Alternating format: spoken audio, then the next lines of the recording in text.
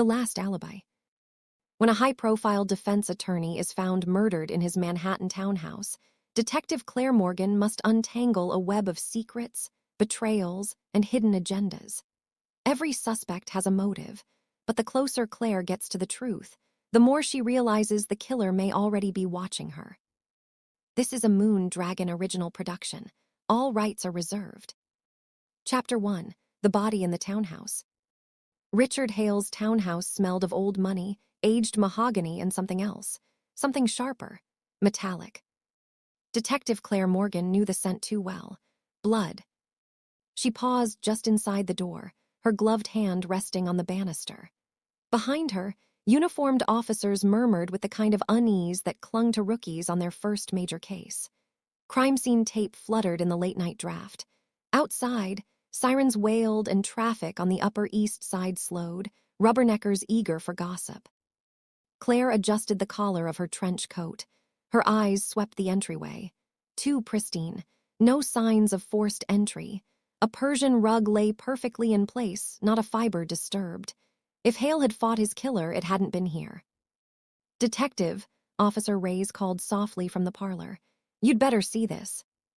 Claire's heels clicked against the polished hardwood. The parlor opened into a cathedral of silence.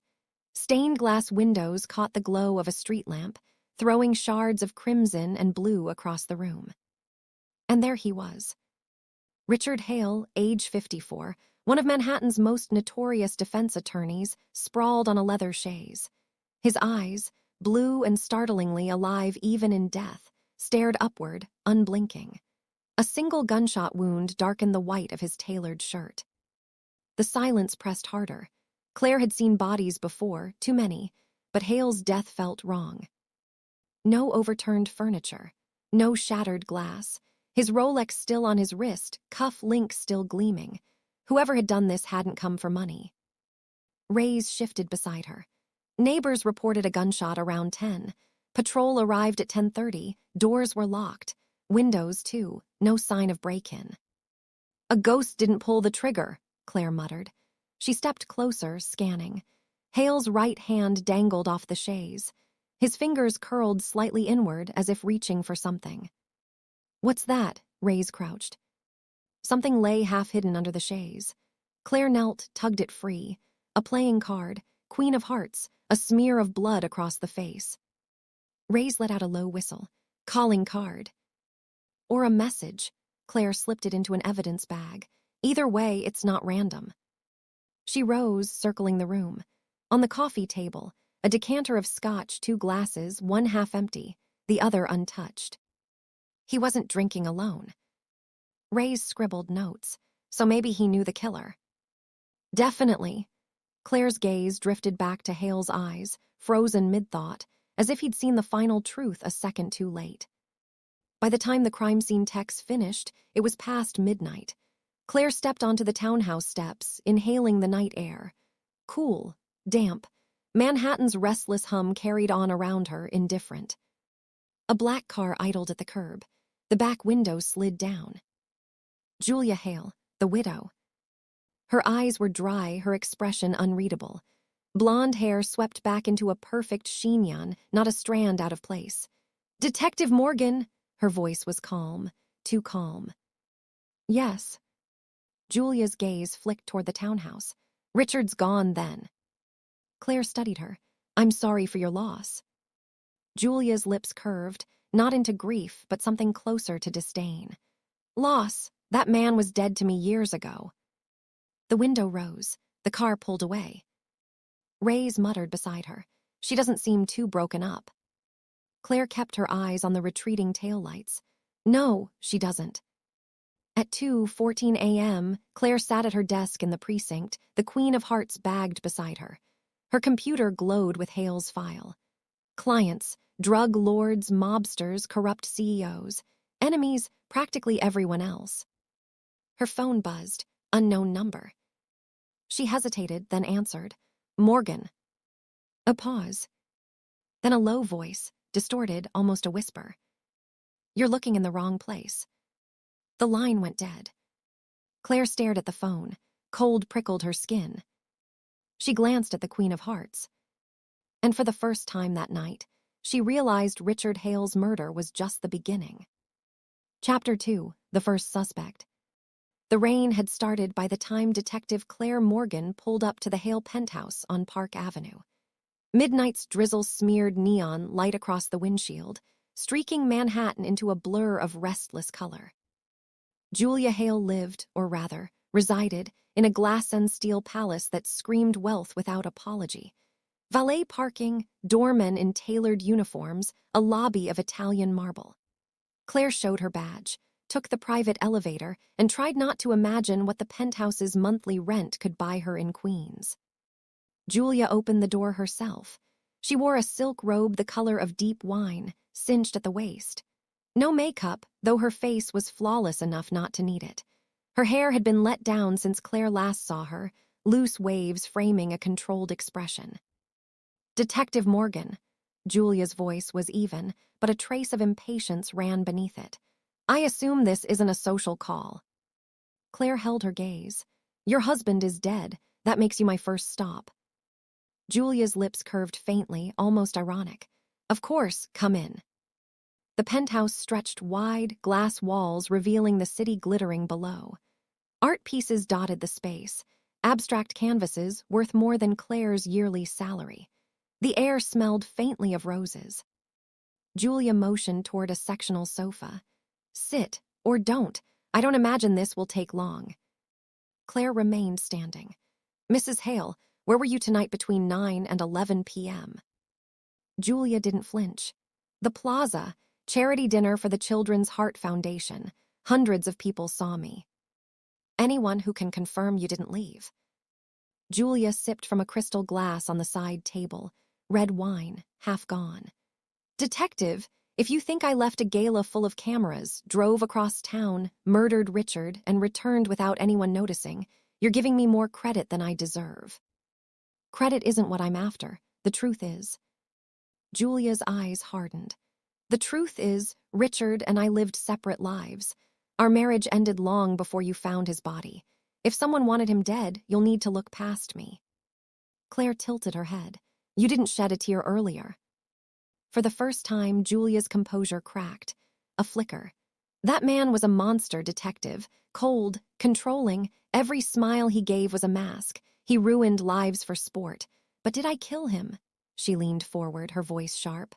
"No, I've waited far too long for karma to do its own work." Claire studied her. The anger in Julia's tone was real, but real anger didn't equal innocence. She changed tack. "When was the last time you saw your husband?" Julia hesitated, just slightly. 2 nights ago, we had dinner. He accused me of bleeding him dry in the divorce settlement. I told him he'd made a career defending criminals. He could afford it." "What time did the dinner end?" Julia's nails tapped her wine glass. "Around 10. I left. He stayed at the townhouse. We didn't part on good terms." Claire filed that away. The timeline mattered. Hale was killed the next night at roughly the same hour. "Did your husband have enemies?" Claire asked. Julia laughed once, sharp and bitter. "Detective, Richard Hale's only true friends were the ones he hadn't stabbed in the back yet. Make a list of every drug lord, mobster, and corrupt politician he ever defended. Add their victims' families. Then you'll have your answer." Her phone buzzed on the coffee table. A name flashed across the screen. Claire caught it before Julia could snatch it away. Adam Reese. Claire's brows lifted. "Who's Adam Reese?" Julia's jaw tightened. "My attorney." Claire's instincts prickled. "Your attorney or your alibi?" Julia didn't answer.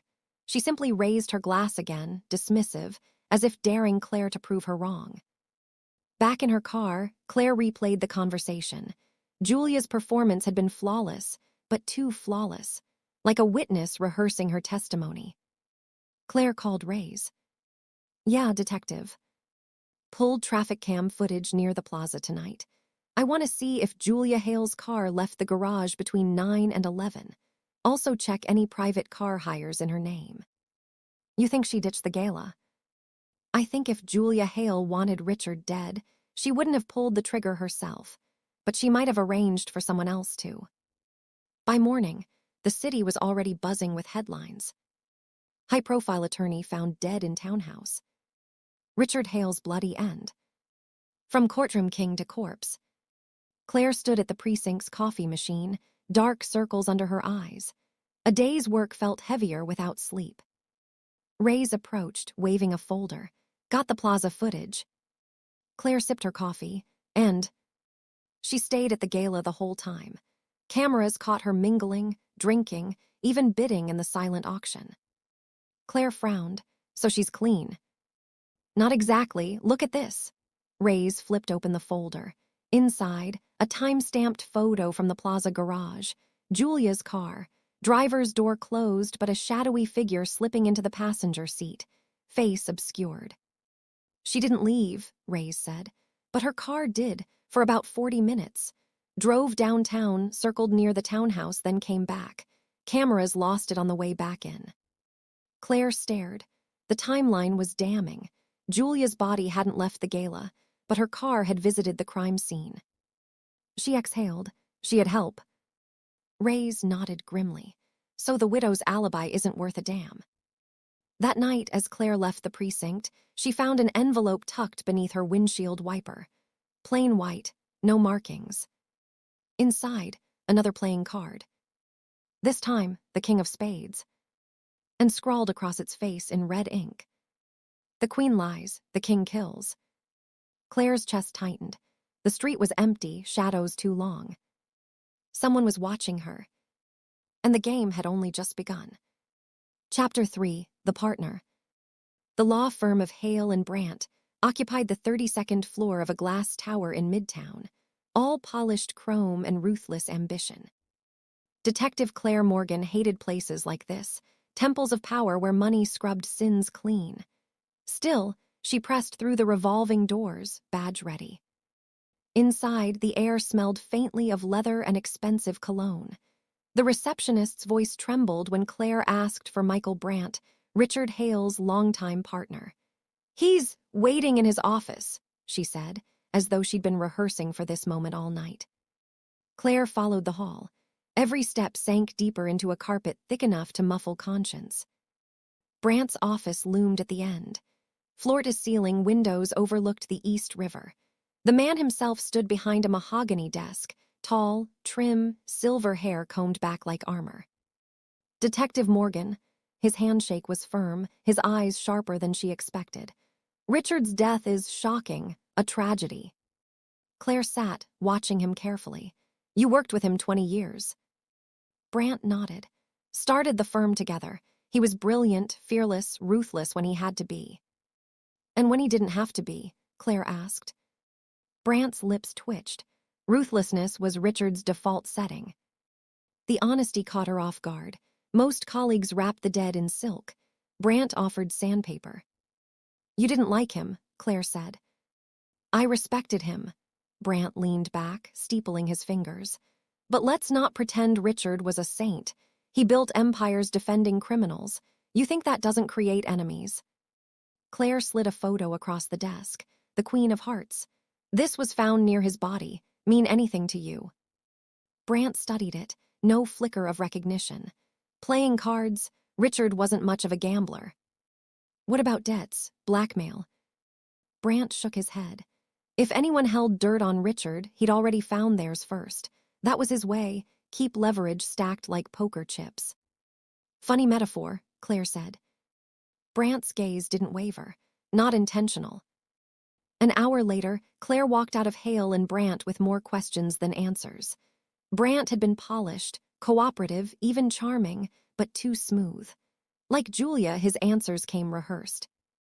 Reyes was waiting by the car, holding a file. Got financials, he said. Firm, been bleeding cash. Big withdrawals last month, millions wired offshore. Claire frowned. By Hale. Joint signature, Hale and Brandt both. She scanned the documents. Hale's death left Brandt sole authority over the accounts, meaning Brandt had motive, opportunity, and now, control of millions. Her phone buzzed. Forensics report, she answered. Detective Morgan, the tech said. We processed Hale's laptop, encrypted files, but we cracked one folder, financial records. Guess who the largest payments went to? Claire's pulse quickened.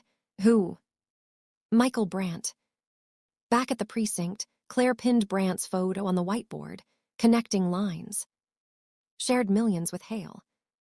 Motive, financial gain. Means, inside access.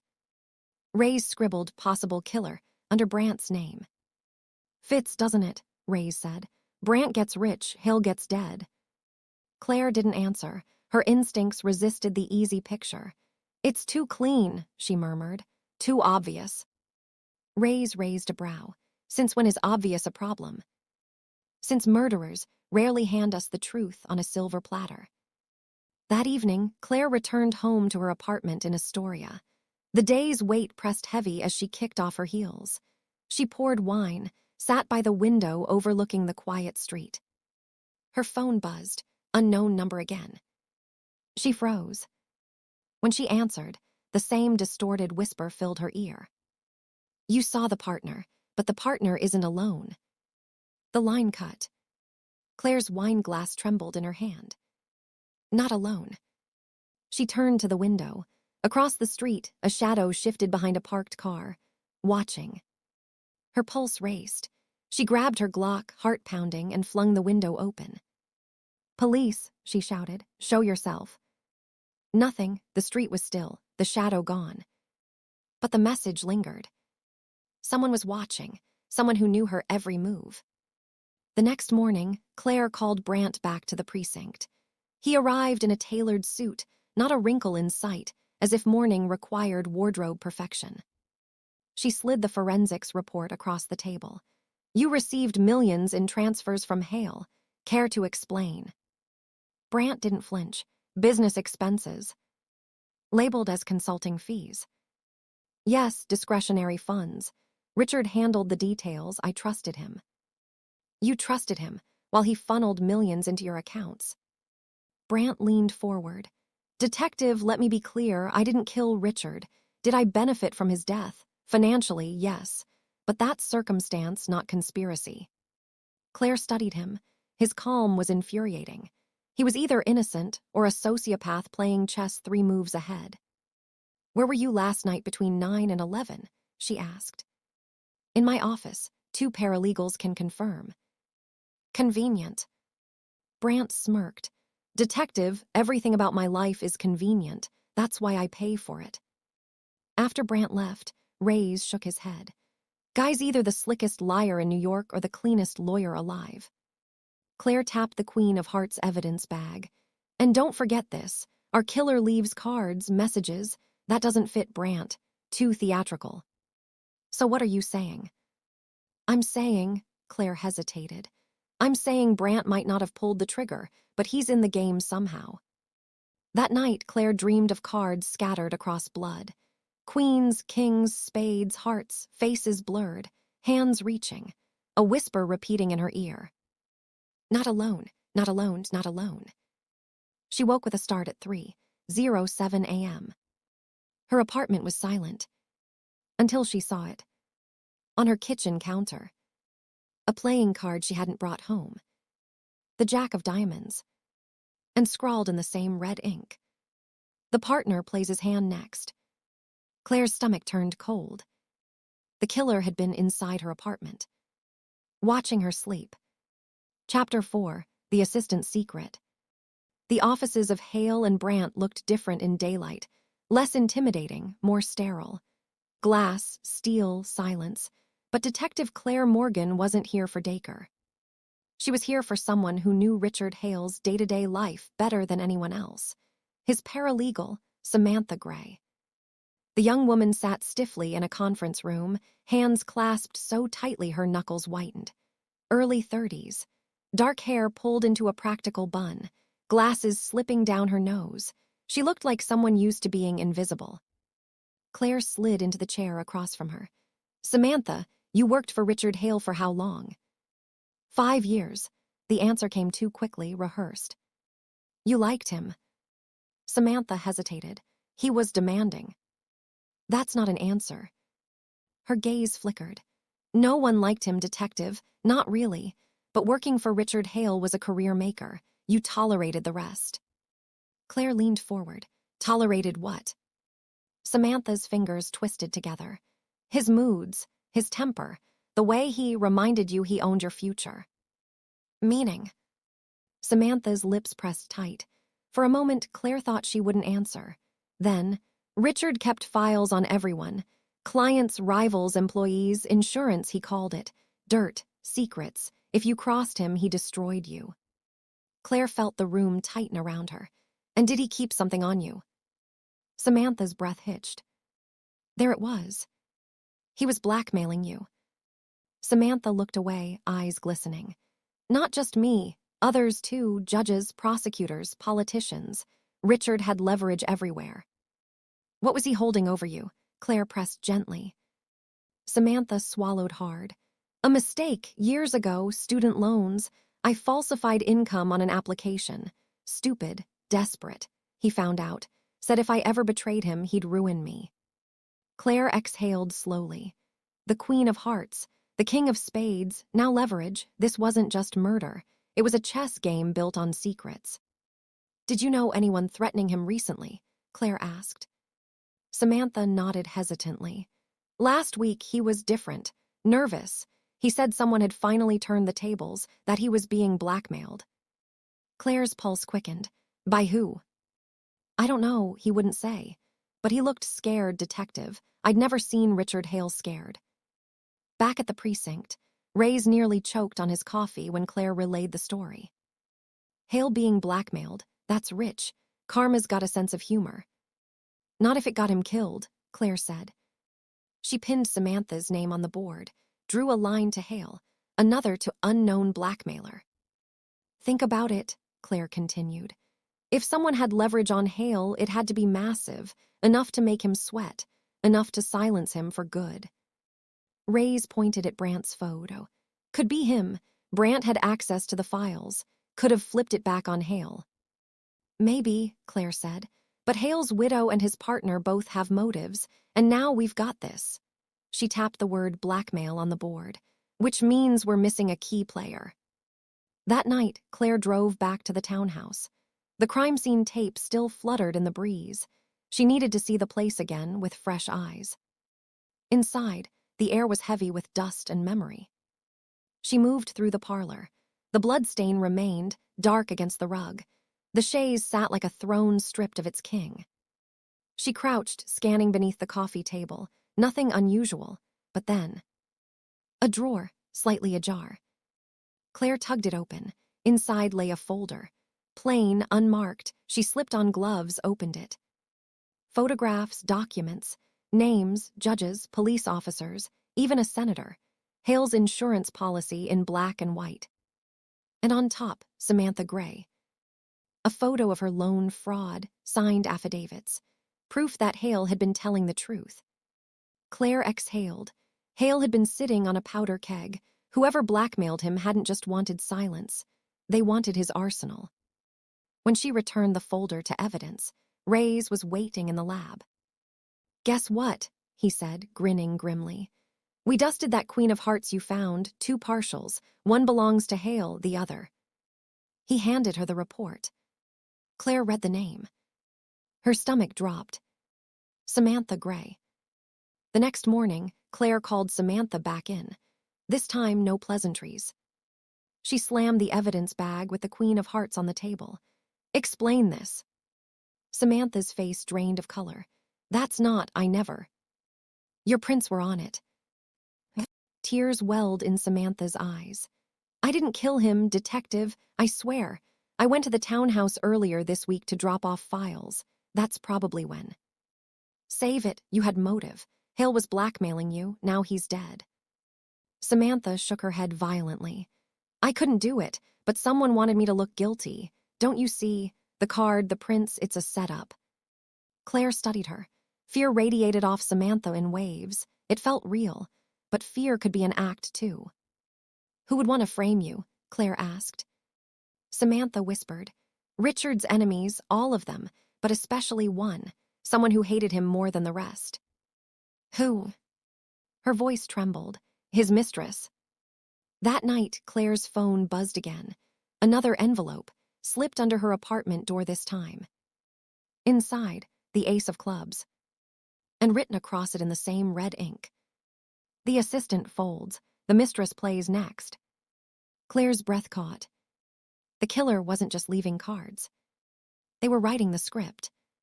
Chapter 5. The Alibi crumbles. The mistress lived in Soho. Claire Morgan hated how predictable it was, defense attorneys and their cliched secret lives. But still, she buzzed the loft's intercom, flashed her badge at the camera, and climbed 3 flights of narrow stairs that smelled of coffee and paint. The door cracked open.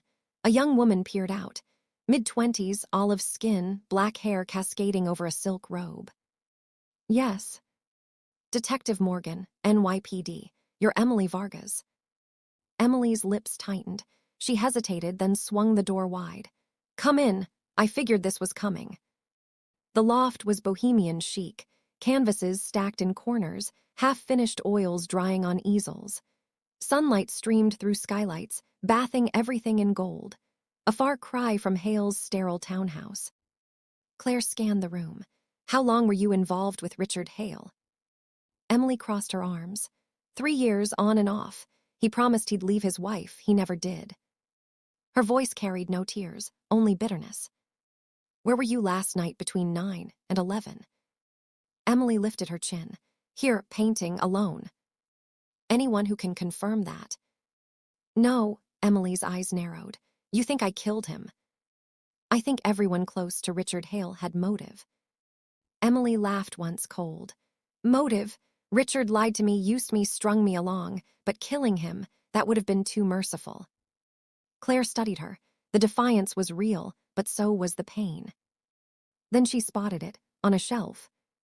A deck of cards. Claire walked over, picked it up. Bicycle brand, classic. Emily shrugged. "I play poker with friends sometimes. That a crime?" Claire held up the pack. "Richard's killer leaves cards. You expect me to believe this is coincidence?" Emily's face flushed. "I didn't leave those cards. If I wanted to send Richard a message, I'd have used a canvas, not a game." Back at the precinct, Reyes leaned against the whiteboard, smirking. "Guy got a wife, a mistress, a business partner, and a paralegal he blackmailed. How'd he find time to practice law?" Claire ignored the joke, staring at the photos. Julia, Brant, Samantha, Emily, all connected, all suspects. But one detail gnawed at her.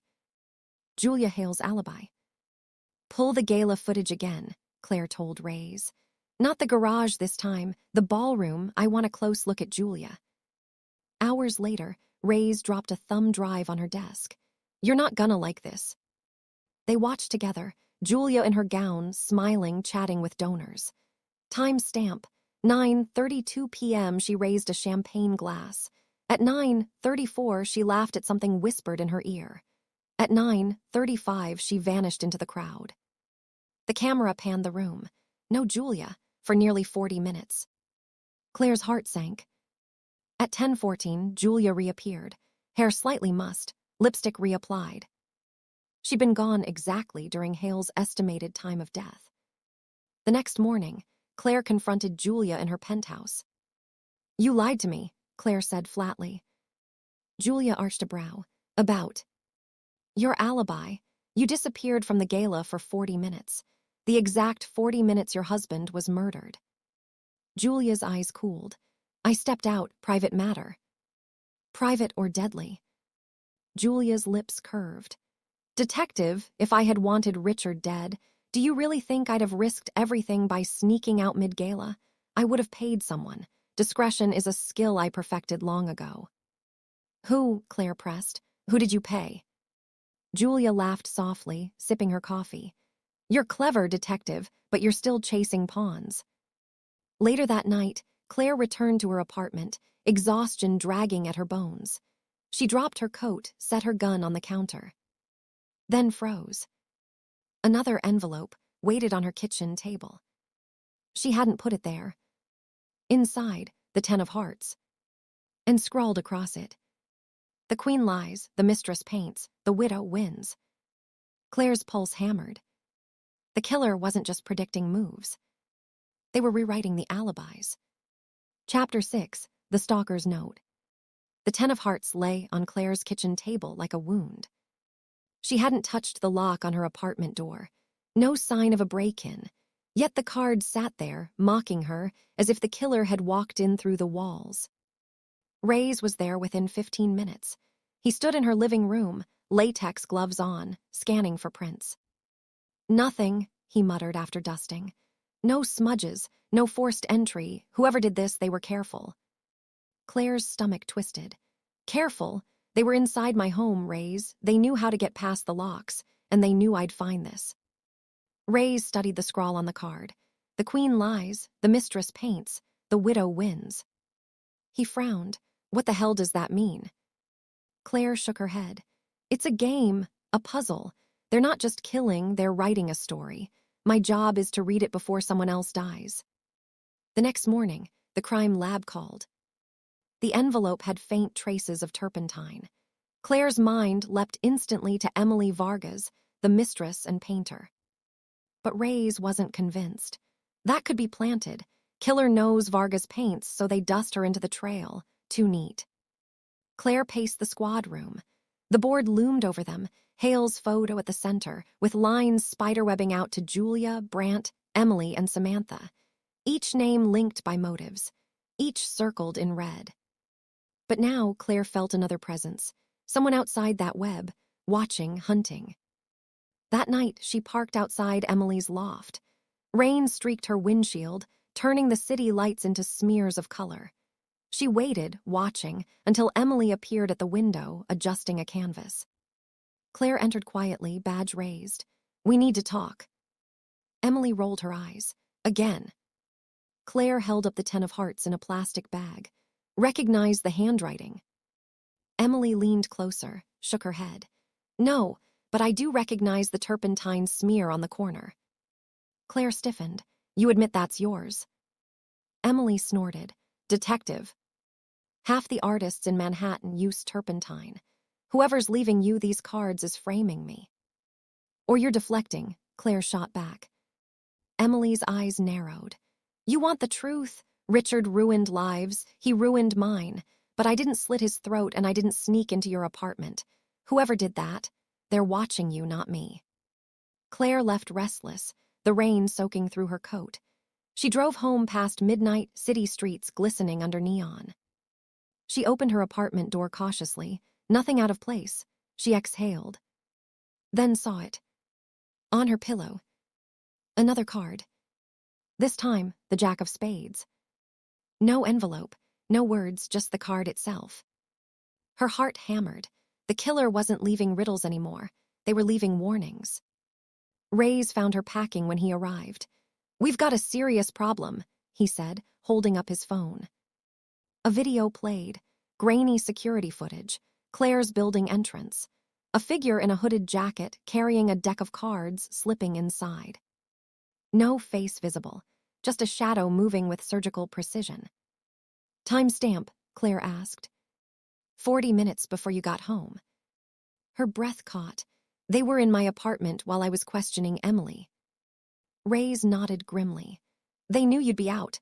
They're not stalking from a distance anymore, Claire. They're inside your life." The next day, Captain Donnelly demanded Claire step off the case. "You're compromised," he barked. "This killer is targeting you. You can't lead the investigation when you're the bait." Claire stood tall, defiant. "I don't care if I'm the bait. Whoever this is, they want me involved. If I step back, we lose them." Donnelly slammed his fist on the desk. "You want to end up like Hale, or worse, you're too close." But Claire knew there was no stepping back. This wasn't just about Hale anymore. It was personal. That night, as she pored over files at her kitchen table, she noticed something she hadn't before. Each card the killer left corresponded to someone in Hale's circle. Ace of Spades, Hale, the victim. Queen of Diamonds, Julia, the wife. 10 of Hearts, Emily, the mistress. Jack of Spades, the intruder, the stalker. It wasn't random. It was a deck being played out, a game of suits and faces. And if that was true, there were still more cards to come. Her phone buzzed, unknown number. She answered. A distorted voice crackled through. "Detective Morgan, you're playing well, but you're running out of time." Her blood went cold. "Who is this?" Silence, then. "Turn over the king. That's where the truth hides." The line went dead. Claire stared at the phone, dread curling in her gut. The king. But which one? Chapter 7, The King's Gambit. The phone's silence clung to Claire long after the call ended. Turn over the king. She replayed the distorted voice in her head. Male, female, too warped to tell, but it was deliberate, taunting someone who had rehearsed how to get under her skin. She sat at her kitchen table, the jack of spades staring at her from its evidence sleeve. The words pulsed in her head. The king hides the truth. If she could figure out who the king was, maybe she could corner the killer. At the precinct, Ray's sprawled in his chair, staring at the evidence board. A king, could mean a lot of things. Power, control, some chess reference, maybe. Claire shook her head. No, it's not random. Every card has matched someone. Ace of spades was Richard Hale, the first casualty. Queen of diamonds was Julia, his wife. 10 of hearts pointed at Emily, the mistress. Jack of spades, the intruder, now the king. Ray's rubbed his temples. Brant Cole. Claire circled the photo of Brant on the board and drew a crown above it. He's the king, senior partner, money guy. He ran the empire while Hale pretended to play lawyer king in the courtroom. Ray's leaned forward. Then why tip us off? Why tell you to look at him? Unless Brant is being set up. Killers moving pieces, forcing us to chase their story. Claire exhaled, eyes narrowing. Or they're daring us to catch him. Either way, Brant's next. Brant Cole's townhouse smelled of cigars and expensive scotch. A fire burned low in the hearth, though the night wasn't cold. The walls were lined with leather-bound law books, decor more than utility. Brant opened the door in a silk robe, perfectly at ease, his hair silver at the temples. His eyes were sharper than glass, calculating. "Detective Morgan," he drawled. "I was wondering when you'd appear. Come in." Claire followed him into the den. He poured himself a drink without offering her one and lowered into an armchair. To what do I owe this intrusion? Claire didn't sit. She stood, watching him. Where were you the night Richard died? Brant swirled his scotch. At the office, reviewing contracts, alone, regrettably. The cameras were, how do you say, down for maintenance. How convenient, Claire said. Brant smiled thinly. Detective, everything in this city is convenient if you know where to look. Claire stepped closer, her voice firm. Someone left me a message, said the king holds the truth. That king is you. For the first time, Brant's facade cracked. A flicker of something, fear, irritation, passed through his eyes, but then it was gone, buried under the lawyer's mask. I think you're being played, Brant said softly. The killer dangles cards and you dance. Richard loved games, did you know that? Chess, poker, manipulation, it was all the same to him. Perhaps this is just his last legacy, reaching from the grave. Claire's pulse thudded. He knew more than he let on. Did you pay someone to kill him? She asked flatly. Brant chuckled, sipping his scotch. Detective, I pay people to draft contracts and chase billable hours. Hearing killers, that's Richard's wife's department. Back at the precinct, Ray's was waiting. His expression was grim. You're not gonna like this. He slid a folder across the desk. Bank records. Brant Cole had wired $200,000 to an offshore account, 48 hours before Hale's murder. Claire scanned the numbers. Cayman Islands, a shell company with no traceable name. Looks like hush money, Ray's said. Or a payout, question is to who? Claire's chest tightened. Or a payment for something darker, a contract. Ray's tapped the paper. But get this, right after Hale's death, the account went dead. No withdrawals, no activity, like the money vanished into thin air. Claire closed the file. Not thin air, blood money, and the king paid it. That night, Claire returned to her apartment, every sense on edge. She double-checked the locks, scanned each room with her Glock raised. Empty, too empty.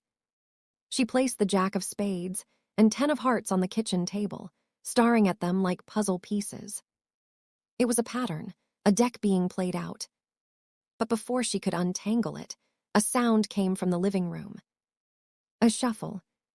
Her muscles tightened. She moved silently down the hall, gun raised, heart hammering. Moonlight spilled through the blinds, slicing shadows across her couch. And on the coffee table, another card. The King of Clubs. She lowered the gun slowly. No intruder, just the card sitting there as if the killer had materialized out of air.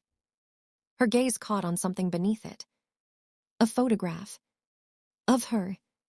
Taken from across the street, zoomed in through her apartment window. Her face circled in red ink. And beneath it, words scrawled in jagged strokes. Checkmate is coming. Her knees almost buckled. The game wasn't circling Hale's empire anymore. The king wasn't just Brant. The king was hunting her. Chapter 8, Checkmate in Motion. The King of Clubs and the circled photo lay on Claire's coffee table like a curse. She forced herself to breathe, to stay upright. The killer hadn't just invaded her case. They had invaded her life. Ray's arrived minutes later, jaw tight, eyes scanning the apartment. This is bad, Morgan, real bad. They're inside your head, and now inside your home. Claire shoved her gun back in its holster. No, this isn't just a message, it's a move. The king isn't Brant, Rays, it's me. They've crowned me the piece to take down. Rays frowned. That doesn't track. Claire shook her head. It tracks perfectly. I'm the only one chasing them. In their twisted game, I'm the rival king, and now it's checkmate in motion. The next morning, Captain Donnelly called her into his office. His tone was sharp, his eyes bloodshot from lack of sleep. You're off the case, Morgan. That's an order. Claire stood stiffly. If I step aside, they'll keep killing. This isn't just about Hale anymore. They're escalating. Donnelly jabbed a finger at her. Escalating toward you, that makes you compromised. The press gets wind of this, the department looks like amateurs. Claire leaned forward, voice low, controlled. This isn't about appearances, Captain. Someone has turned a murder into a war game. If I'm the target, then I'm the only one who can play against them. Donnelly slammed his desk. You want to get killed, be my guest, but don't do it with my badge. She walked out, pulse thrumming. She knew Donnelly's hands were tied by optics and politics, but hers weren't. That night, Claire set up a sting. She left her apartment dark, curtains half open, as if she were asleep inside. Across the street, in an unmarked van, she sat with Rays and a surveillance team. Hours ticked by. Midnight. 1 a.m. the rain fell in thin, icy sheets. At 1:17 movement. A shadow slipped to her fire escape, climbing with the grace of someone who had done this before. Black hoodie, gloves, a glint of metal in the hand. Target here, Rays whispered. Claire's heart raced. The figure stopped at her window, peered inside at the decoy silhouette she'd left in the bed. Then the window cracked open. Silently, expertly. Move, Claire ordered. The team swarmed. Rays led the charge, but the intruder was fast, vaulting back down the fire escape like a cat, sprinting into the alley. Claire leapt from the van, chasing hard. Her shoes slapped puddles, breath ragged. The figure turned corners with precision, leading her deeper into the maze of alleys. Finally, he stopped. Claire raised her gun. NYPD, hands up. The hooded figure turned slowly. No face visible, just a black mask. In one gloved hand, a playing card glimmered. The King of Hearts. The figure dropped it, then bolted. Claire fired, a warning shot, but he vanished into the night, leaving only the card floating in the gutter. Later, soaked and furious, she sat in her apartment with Rays. The King of Hearts lay between them in an evidence bag. This wasn't random, she muttered. They wanted us to chase, to see, to know they could get in and out whenever they want. Rays rubbed his forehead. So what's the play, then? We chase shadows until they put a knife in you. Claire's jaw set. No, we flip the board. She stood packing. The cards aren't just threats. They're telling a story. Hale was the ace. Julia, Emily, Brant, they're all pawns. But the The kings are the end game, and tonight they showed me their hand. Ray's narrowed his eyes. Which is? Claire picked up the card, staring through the evidence sleeve. They're not hunting Hale's circle anymore. They're hunting me. Hours later, she couldn't sleep. She lay awake, staring at the ceiling, the rain tapping against her window. A vibration buzzed on her nightstand. A text, unknown number. She opened it. A photo. Her van, parked outside, taken seconds ago. Then another. Her apartment window, lights off, curtains drawn. Then a final one. Her lying in bed, staring at her phone. Claire bolted upright, heart hammering. She ran to the window, yanked the curtains aside. Nothing, just rain, dark streets, shadows. Her phone buzzed again. One last message. Your move, detective. Chapter 9, A Trap for the King. The photos haunted her. Her van, her window, her face captured in real time. The killer wasn't circling anymore.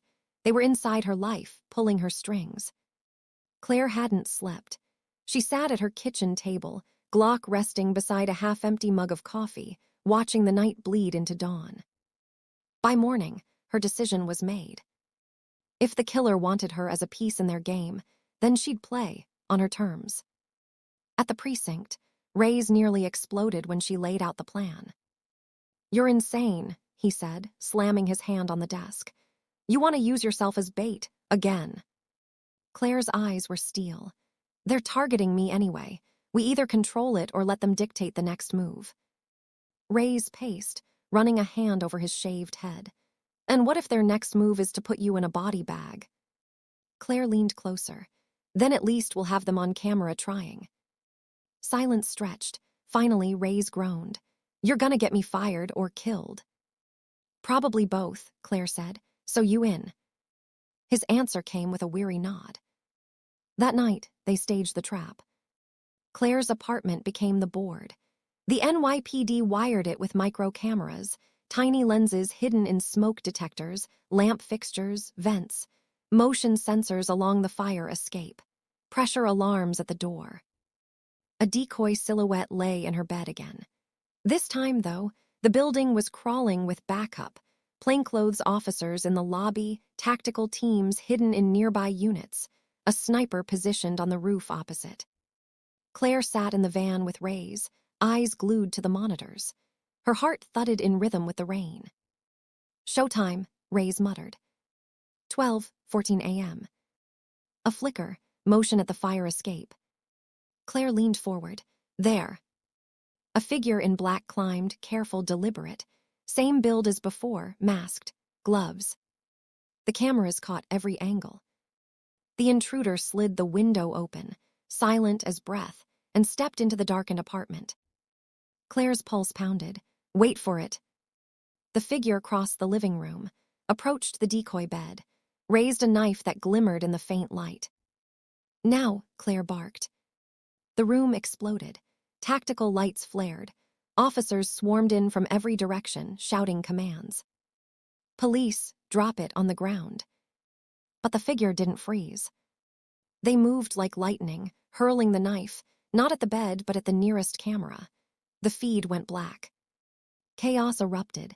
Shouts, heavy boots, the crash of overturned furniture. On the van's monitor, Claire saw flashes of movement, blurred by static. Then, the alarm, motion sensor at the stairwell. The suspect had slipped the net. Claire bolted from the van, Ray's on her heels. They pounded down the stairwell, the echo of pursuit filling the building. 2 floors down, the stairwell door banged open. The figure sprinted into the night. Claire chased, lungs burning, rain lashing her face. She gained ground, the suspect's dark silhouette slicing through the alleyways like smoke. Stop, she shouted, raising her gun. The figure spun. Something whistled through the air, a flash of steel. Claire ducked as a second knife buried itself in the brick wall beside her head. By the time she steadied, the figure was gone, vanished into the labyrinth of rain-slick streets. Breath ragged, drenched, Claire returned to the command van. Ray's slammed a fist into the console. They were right there. We had the whole place wired. How the hell did they slip us again? Claire stared at the static-filled monitors. Every angle perfectly avoided, every blind spot exploited. This wasn't luck, she said quietly. They knew our setup. They knew where every camera was, every entry point. Ray's blinked. Are you saying? Claire's stomach nodded. Someone inside, someone feeding them our playbook. The forensics team scoured the apartment until dawn. Nothing. No prints. No DNA. Only one item left behind. On the kitchen counter, propped neatly against the coffee pot. A card.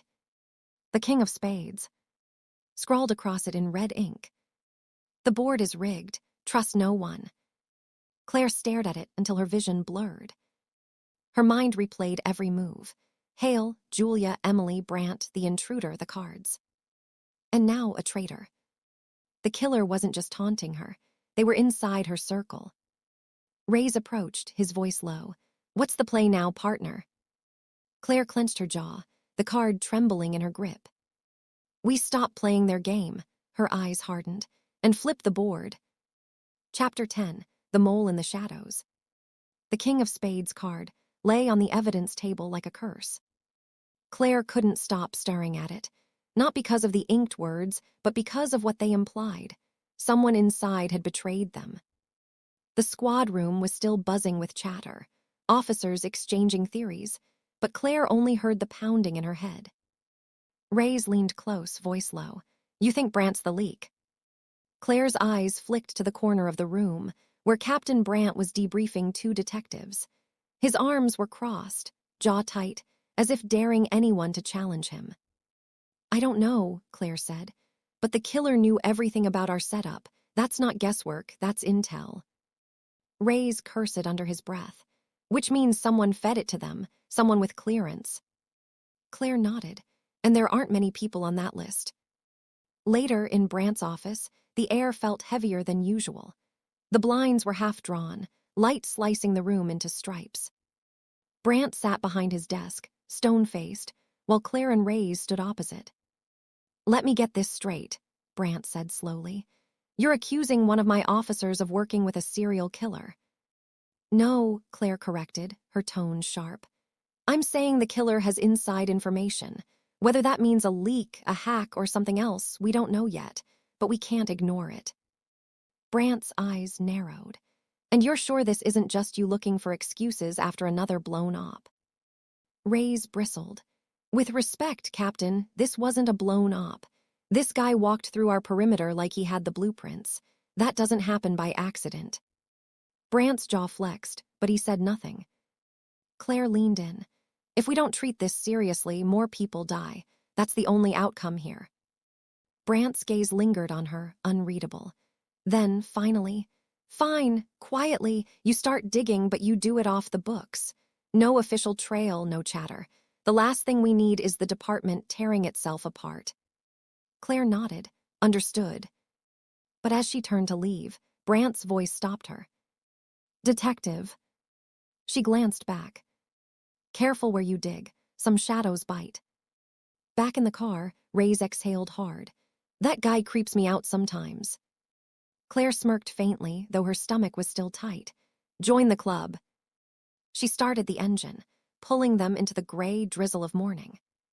So where do we start? Ray's asked. We start small, Claire said. Who had access to the trap blueprints, the tactical plan? SWAT commander, tech guys, Brant himself, and Ray's hesitated. Me, you, Julia Hale, that's it. Claire's fingers tightened on the wheel. Julia. Ray's frowned. You think the tech analyst is our mole? She had control of the feeds, the sensor grid. If anyone could plant blind spots, Claire trailed off. She's also been unusually friendly with me, maybe too friendly. Ray's raised a brow. That's a hell of a leap. Or maybe I'm paranoid, Claire muttered. Ray's smirked. You are paranoid, but paranoia's how we're still alive. That afternoon, Claire cornered Julia Hale in the tech room. The analyst looked up from a bank of monitors, her expression brightening. Claire, I was just going over the corrupted feed from last night. You wouldn't believe how clean the signal drop was, like someone spliced it in real time. Professional grade. Professional, Claire repeated, leaning against the desk. Like a hacker. Julia nodded. Yeah, whoever did this knew our systems, and she hesitated. And Julia sighed. And the breach didn't come from outside. It came from inside our network. Someone logged in with clearance. Claire kept her face neutral. Do you know who? Julia shook her head. Not yet, but I can find out. Her eyes sparkled with determination. Give me 24 hours. Claire studied her for a beat too long. Julia tilted her head, frowning. What? Julia asked. Nothing, Claire said smoothly, pushing off the desk. Just be careful. Whoever's behind this won't like being exposed. Julia gave a quick grin. Story of my career. That night, Claire and Reyes sat in a diner across from the precinct, rain pattering on the window. You buy it? Reyes asked, stirring his coffee. I buy that she believes she's helping, Claire said. That doesn't mean she isn't dirty. Reyes gave her a long look. You know, if you're wrong, you're about to torch the only person in this department who hasn't pissed you off. Claire smirked faintly. That's how you know I'm serious. Reyes chuckled. Fair point. A shadow fell across their booth. They looked up to see Brant standing there, raincoat dripping, eyes cold. Detectives, he said. Mind if I sit? Neither of them answered. Brant slid into the booth anyway. You're digging, he said flatly. I told you to be careful. Claire held his gaze. We're being careful. Brant leaned in, voice dropping. Then why did someone try to access my office computer last night? The words hung in the air like a blade. Reyes cursed under his breath. That wasn't us. Brant's eyes bored into Claire. If you're going to play games, make damn sure you know the rules. He slid out of the booth and walked away, leaving them in heavy silence. Reyes broke it first. Tell me you didn't. I didn't, Claire said quickly, but someone wants him to think I did. Reyes groaned. So now Brant thinks you're hacking him. Hale might be the leak, and the killer's 3 steps ahead. Claire sipped her coffee, though it tasted like ash. Yeah, she said softly. Welcome to my life. Chapter 11, A Visit from the King. The city was restless that night. A steady drizzle glazed the sidewalks, streetlights flickering like failing pulse monitors. Claire parked across from the precinct, sitting alone in her car. Reyes had begged her to call it a night, but she couldn't. Sleep meant closing her eyes, and closing her eyes meant seeing that card, the King of Spades, whispering trust no one. Her phone buzzed, unknown number. She almost ignored it, almost. Then she saw the message. Nice trap, you almost had me, almost. Her pulse kicked, another message followed. Come outside, let's talk. Claire's grip on the phone tightened. Her instincts screamed no, but her gut, the one that had saved her life more than once, said this is it. She grabbed her Glock, tucked it under her jacket, and stepped out into the damp night. The street was eerily quiet. A single figure stood beneath the awning of a shuttered deli, hood pulled low, hands in pockets. Claire approached slowly, every nerve on edge. Detective Winters, the figure said, voice calm, smooth, distorted by some kind of modulator. Male, female, hard to tell. You like games, Claire said evenly, but this isn't chess, people are dying. A soft chuckle. Everything is a game, some people just don't know their pieces. Her jaw clenched. So what am I, a knight, a pawn? The figure tilted their head. You're the queen, the one piece that can move anywhere, dangerous but fragile. Claire's finger brushed her trigger. You're not as clever as you think. You left DNA on that knife. Lab, running it now. A pause, then laughter, low and mocking. If you had anything, we wouldn't be having this conversation. Her stomach tightened. He or she was right. Why me? Claire asked. Why target me? The figure stepped closer, just into the light. A mask covered the lower half of their face. Their eyes glittered, sharp, intelligent, alive. Because you don't quit, the voice said.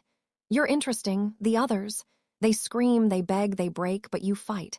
and that makes this fun." Her heart hammered, but her voice stayed level. "You're going to slip. They always do." The figure leaned closer. "Or maybe you already have." Something small fluttered to the wet ground between them. A playing card. Claire glanced down, the Queen of Hearts. When she looked up again, the figure was gone, melted into the shadows like smoke. Seconds later, Rays came running from the precinct, gun drawn. "Claire, you good?" She swallowed hard, holding up the card. He slowed, breathing hard. "Tell me that's not what I think it is." Claire's voice was barely a whisper. "It's me. I'm on the board now." Back inside the precinct, Rays paced while Claire sat at her desk, the Queen of Hearts card laid out before her. "This is insane," Rays muttered.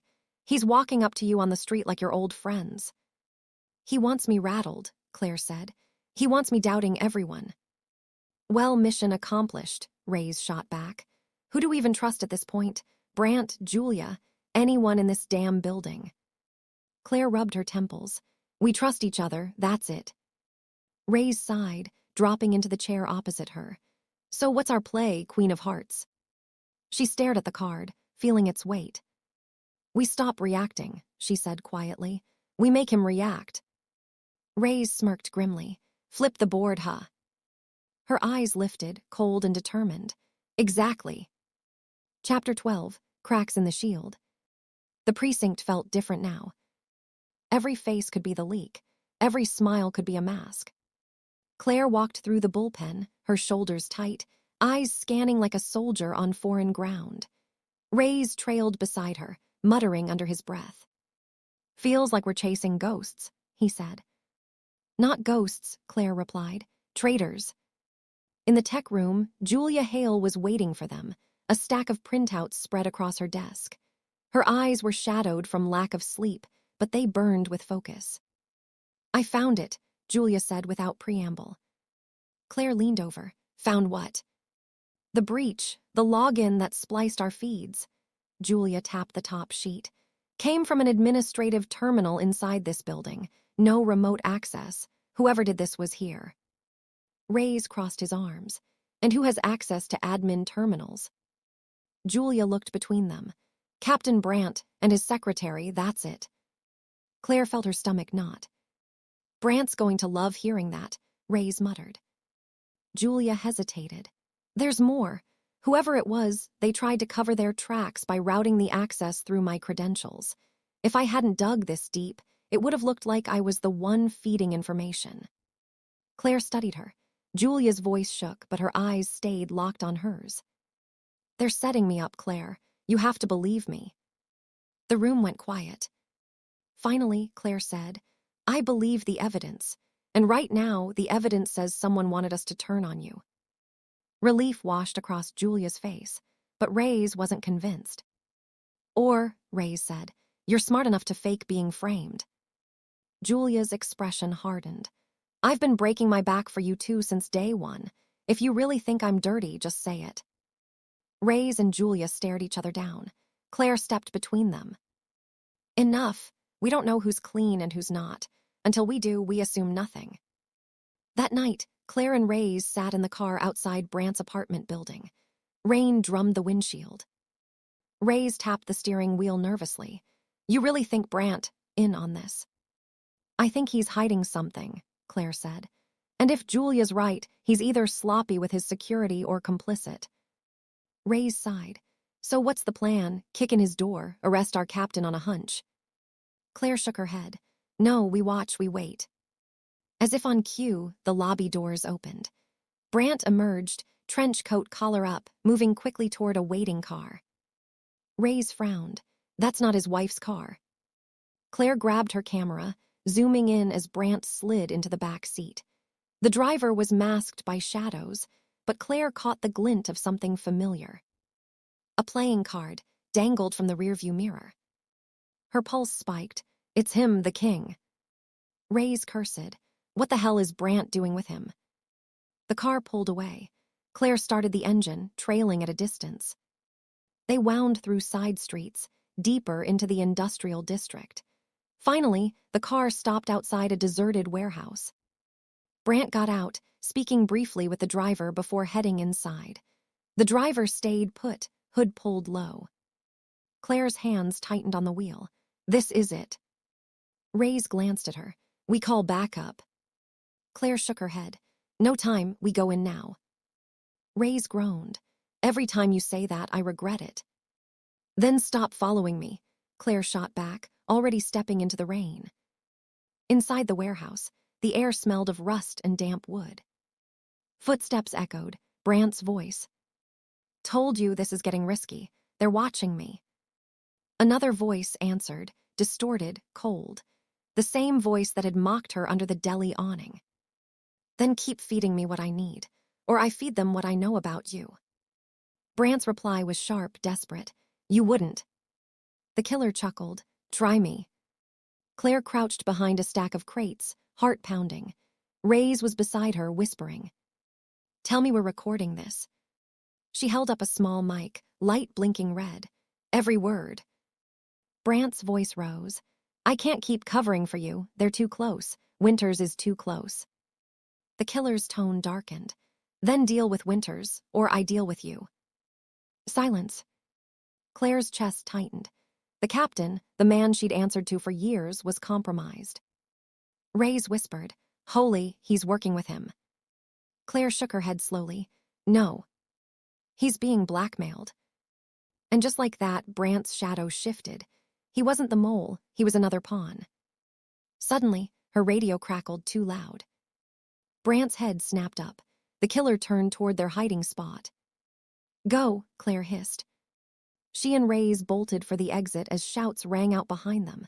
A gunshot cracked, ricocheting off the crates. They sprinted into the night, rain pelting down, bullets chasing them across the lot. Diving into their car, Claire floored the gas. Tires screeched, engine roared. In the rearview mirror, she caught a final glimpse of the warehouse, Brant standing frozen in the doorway, and the killer's hooded figure slipping back into the dark. Back at the precinct, soaked and breathless, Ray's slammed a fist against the desk.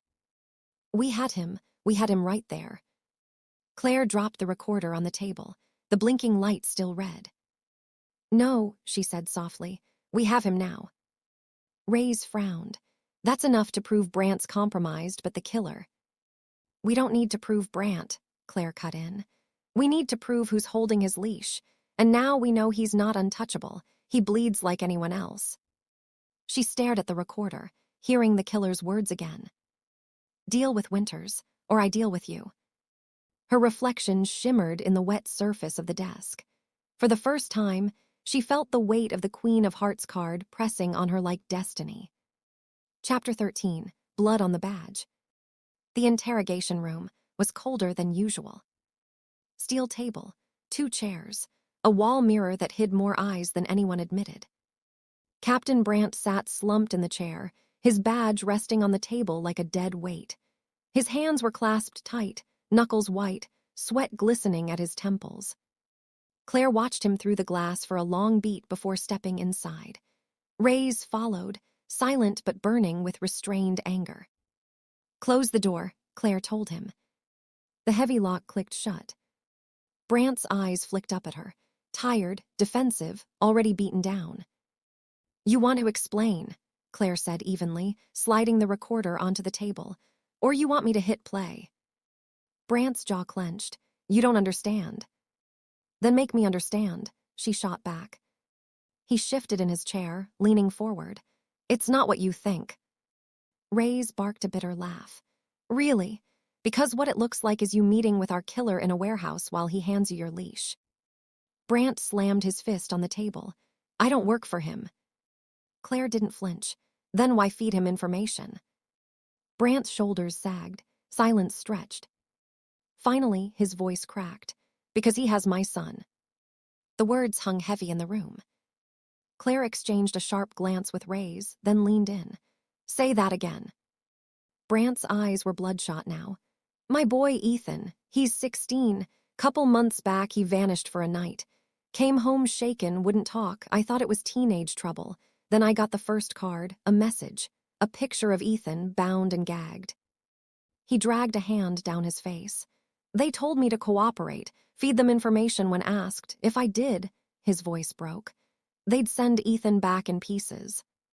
Reyes muttered a curse under his breath. Claire kept her tone controlled. Why not come to us? Brant's laugh was bitter, hollow. You think I could risk it? They knew every move, every patrol schedule. They had eyes everywhere. If I said one word, Ethan was dead. Silence filled the room, broken only by Brant's ragged breathing. Claire finally asked, "Where's your son now?"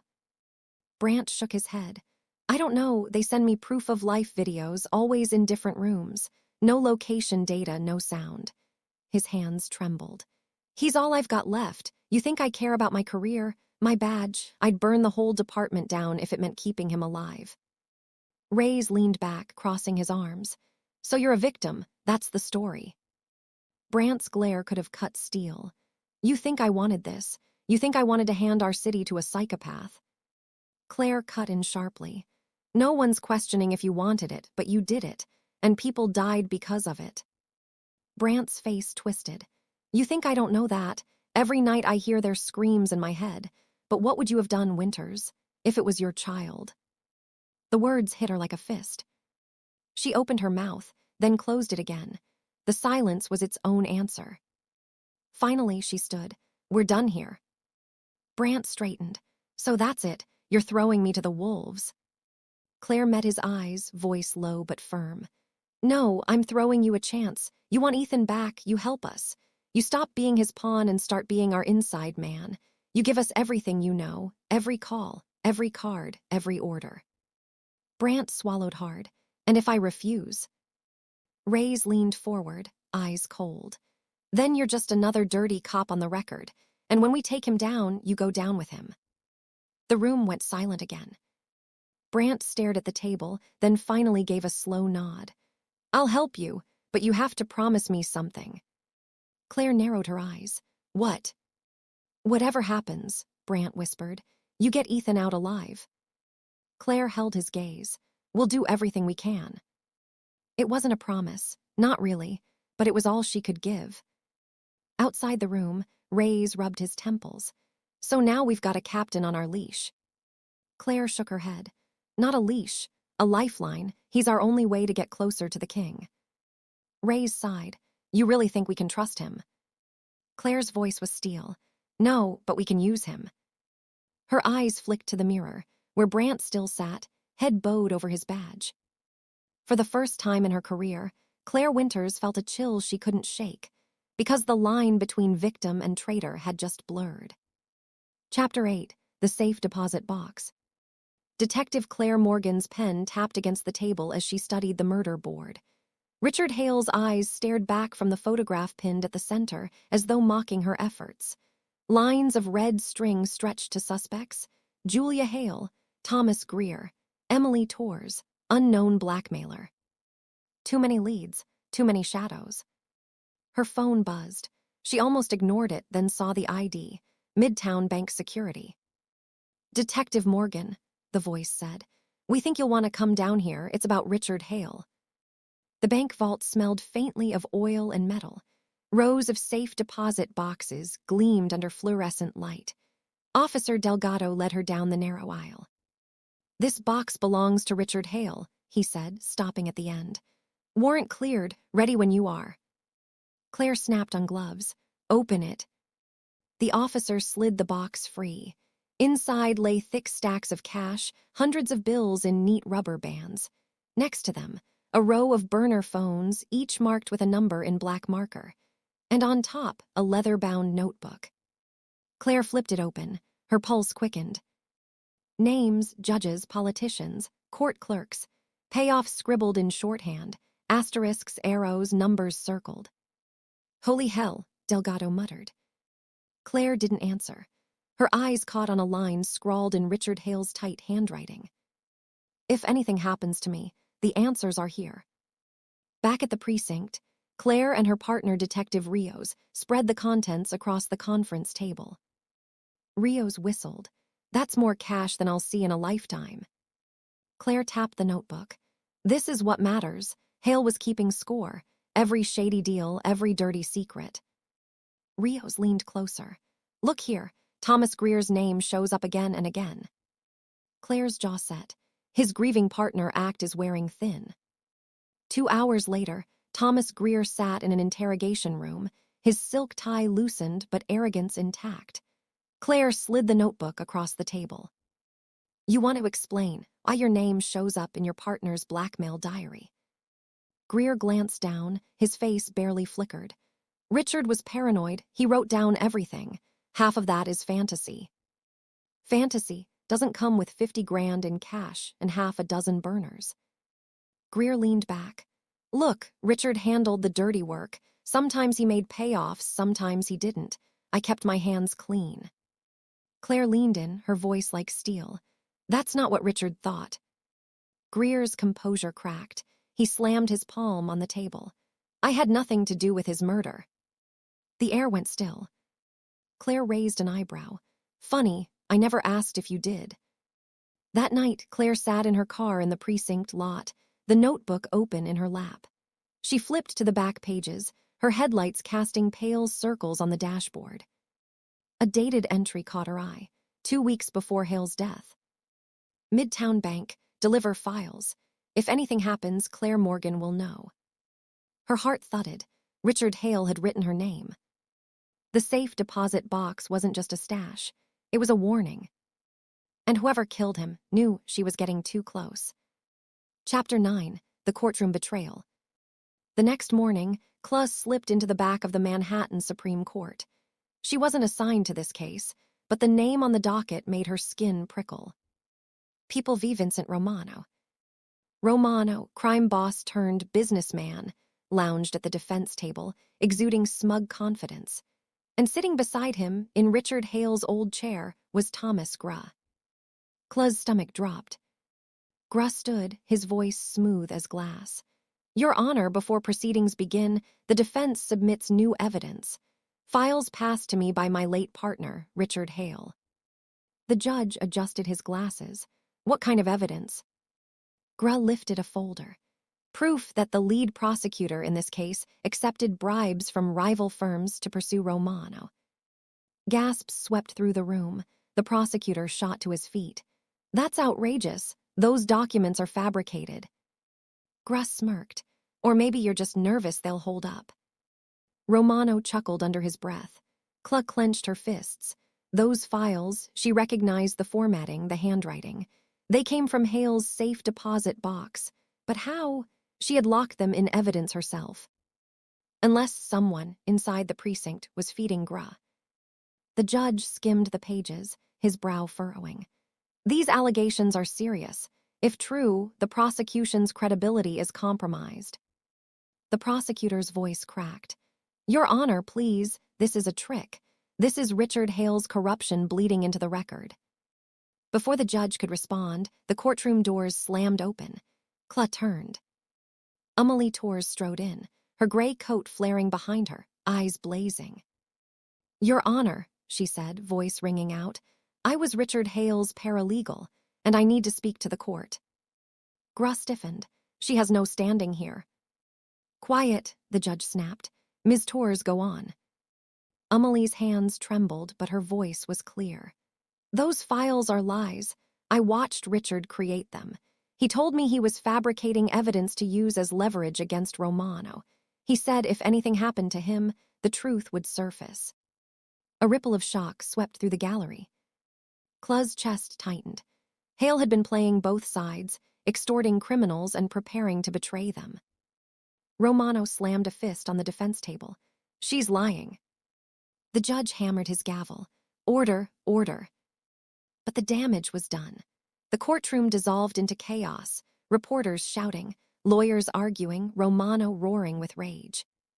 Cla sat frozen in the back row, the notebook burning in her memory.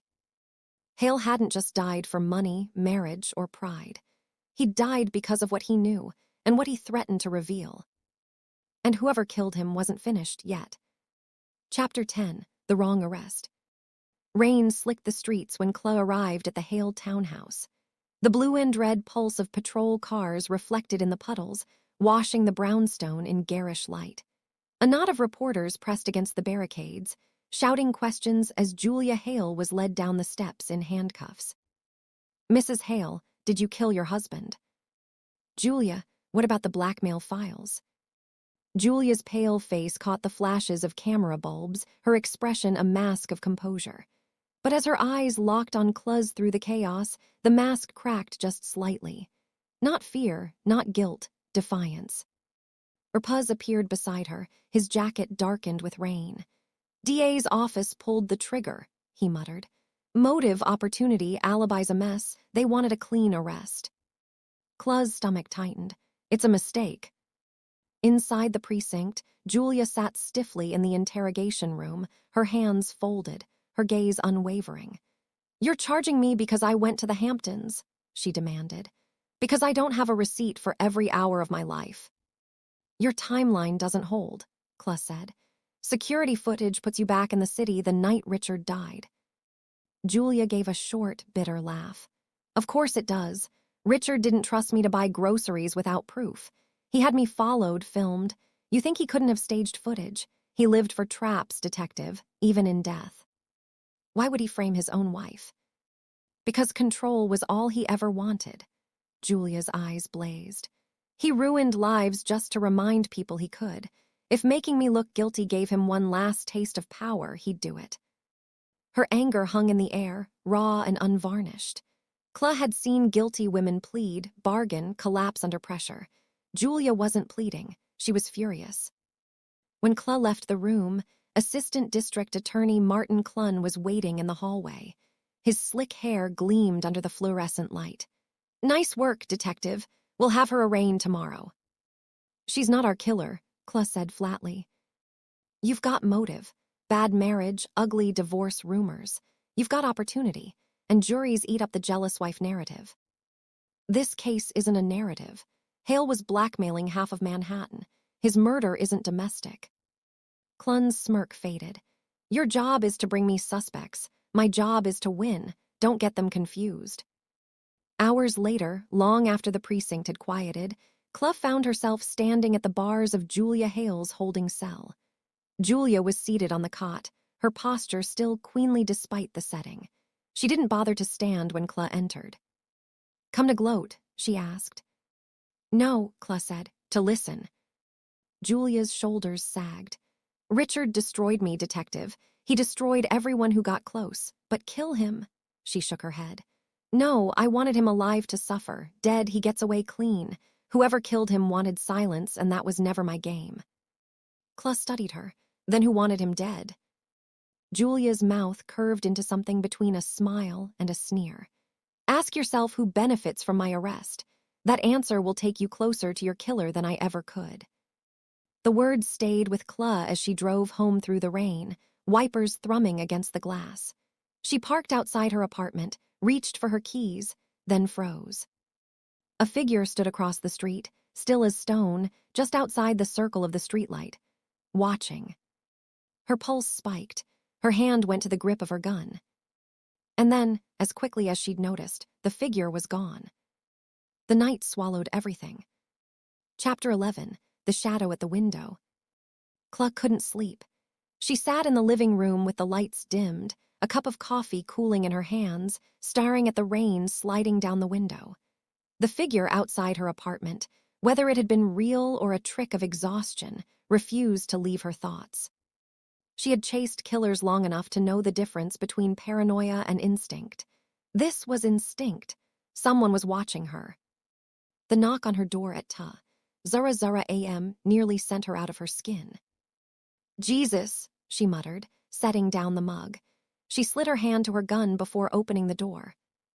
Urpuz stood there, dripping from the storm, his dark hair plastered to his forehead. "You could have called," she said, stepping aside. "Didn't want to talk on the phone." He shut the door firmly behind him, lowering his voice. "There's something you need to see." Claire arched a brow. "At 2 a.m. He pulled a flash drive from his pocket. "Midtown bank security footage. I had IT cross-check against the time Hale rented the safe deposit box. You won't like what's on it." She booted up her laptop, slid the drive in. Grainy footage appeared, Hale entering the vault a week before his death. Then, minutes later, another figure followed. Her breath caught. That's Emily Torres. Rios nodded grimly. And she wasn't carrying a purse when she went in. She came out with one. Claire leaned back in her chair. So Emily had access to the files, which means she could have handed them to Greer. Rios dropped onto her couch. She's playing both sides. Question is, why? Claire turned to the window. Rain streaked the glass, but behind the reflections, a flicker of movement made her skin prickle. She rose and moved closer, careful not to draw the curtain. A shadow shifted in the courtyard below. Not a trick of light this time. A figure, standing half concealed under the awning of the building across the street, head tilted toward her window. "Rios," she whispered, not taking her eyes off the glass. "We've got company." He was on his feet instantly, gun drawn. "You sure?" "Positive." But when she blinked, the figure was gone again. "Son of a bitch," Rios muttered. He yanked the curtain shut. "They're watching you." Claire exhaled, forcing calm into her voice. "Not just me, us. Whoever killed Hale knows we're too close." She turned back to the laptop, her eyes narrowing at the frozen frame of Emily Torres slipping out of the bank vault. "Emily's the key," she said. "But she's either scared or she's hiding something bigger than we realize." Rios holstered his weapon. "So what's the plan?" Claire closed the laptop with a snap. "We pay Emily a visit, off the record. No DA, no backup, just us." "You think she'll talk?" Claire looked again at the window, at the rain-lashed dark beyond. "She'll talk, one way or another." Chapter 12, The Trap. Emily Torres opened her apartment door only halfway, the chain still latched. Her eyes darted from Claire to Rios and back again. "It's late," she said. "What are you doing here?" "Cut the crap, Emily," Claire said. "We need to talk." Emily hesitated, then slid the chain free. "Fine, 5 minutes." The apartment was small, cluttered with books and case files stacked on every surface. A pot of coffee bubbled on the stove, filling the air with a bitter scent. Emily moved nervously, tucking her hair behind her ear. "I already told you everything I know," she said. "No," Claire replied, her voice low and steady. "You told us what you wanted us to know. There's a difference." Rios placed a flash drive on the coffee table. "We pulled security footage from Midtown Bank. Hale went into the vault. Then you followed. Came out with a bag you didn't go in with." Emily froze. That's not what it looks like." "It looks like you stole his files," Claire said. Emily's eyes flashed with panic. "He told me to. Richard made me take them. He said they weren't safe in the box anymore." "And you just happened to hand them over to Greer." Emily's lips parted, but no sound came out. Rios leaned forward. "You don't strike me as loyal to Greer, so who are you covering for?" Emily wrapped her arms around herself, shaking her head. "You don't understand. If I talk, I'm dead." Claire took a step closer, her gaze locking on Emily's. "If you don't talk, you're dead anyway. Whoever killed Richard is already tying up loose ends. You're one of them." Emily's breath hitched, her composure cracked. "He was going to flip," she whispered. "Richard was planning to turn over everything on Romano. Deals, payoffs, all of it. He said it would keep him safe, but someone found out." Claire felt her pulse quicken. "Who?" Emily shook her head again, eyes filling with tears. "I can't. He has people everywhere, even in the police." Claire and Rios exchanged a sharp look. "Then help us trap him," Claire said. "You set the meeting, we'll be there." Emily recoiled. "You don't know what you're asking." "I know exactly what I'm asking," Claire said. "This doesn't end with Hale. If you keep running, you'll end up just like him." For a long moment, the only sound was the hiss of the coffee pot on the stove. Finally, Emily wiped her eyes, her voice barely audible. "There's a meeting tomorrow night. Warehouse on Pier 17. That's where I was supposed to deliver the rest of the files." Claire nodded slowly. "Then that's where we'll be." Emily grabbed her wrist, desperation in her grip. "Don't underestimate him, detective. He's not afraid of the law. He owns it." Claire didn't flinch. "Then we'll make him afraid of us." Back in the car, rain hammering the windshield, Rios let out a low whistle. "Pier 17. That's a death trap if I ever heard one. Exactly, Claire said. She stared out into the storm, her reflection ghosted against the glass. Which is why we'll be ready. Chapter 13, The Warehouse Meeting. The old warehouse loomed over Pier 17, its corrugated steel siding streaked with rust, windows blackened with grime. Rain swept across the docks in sheets, the waves slamming against pylons like war drums.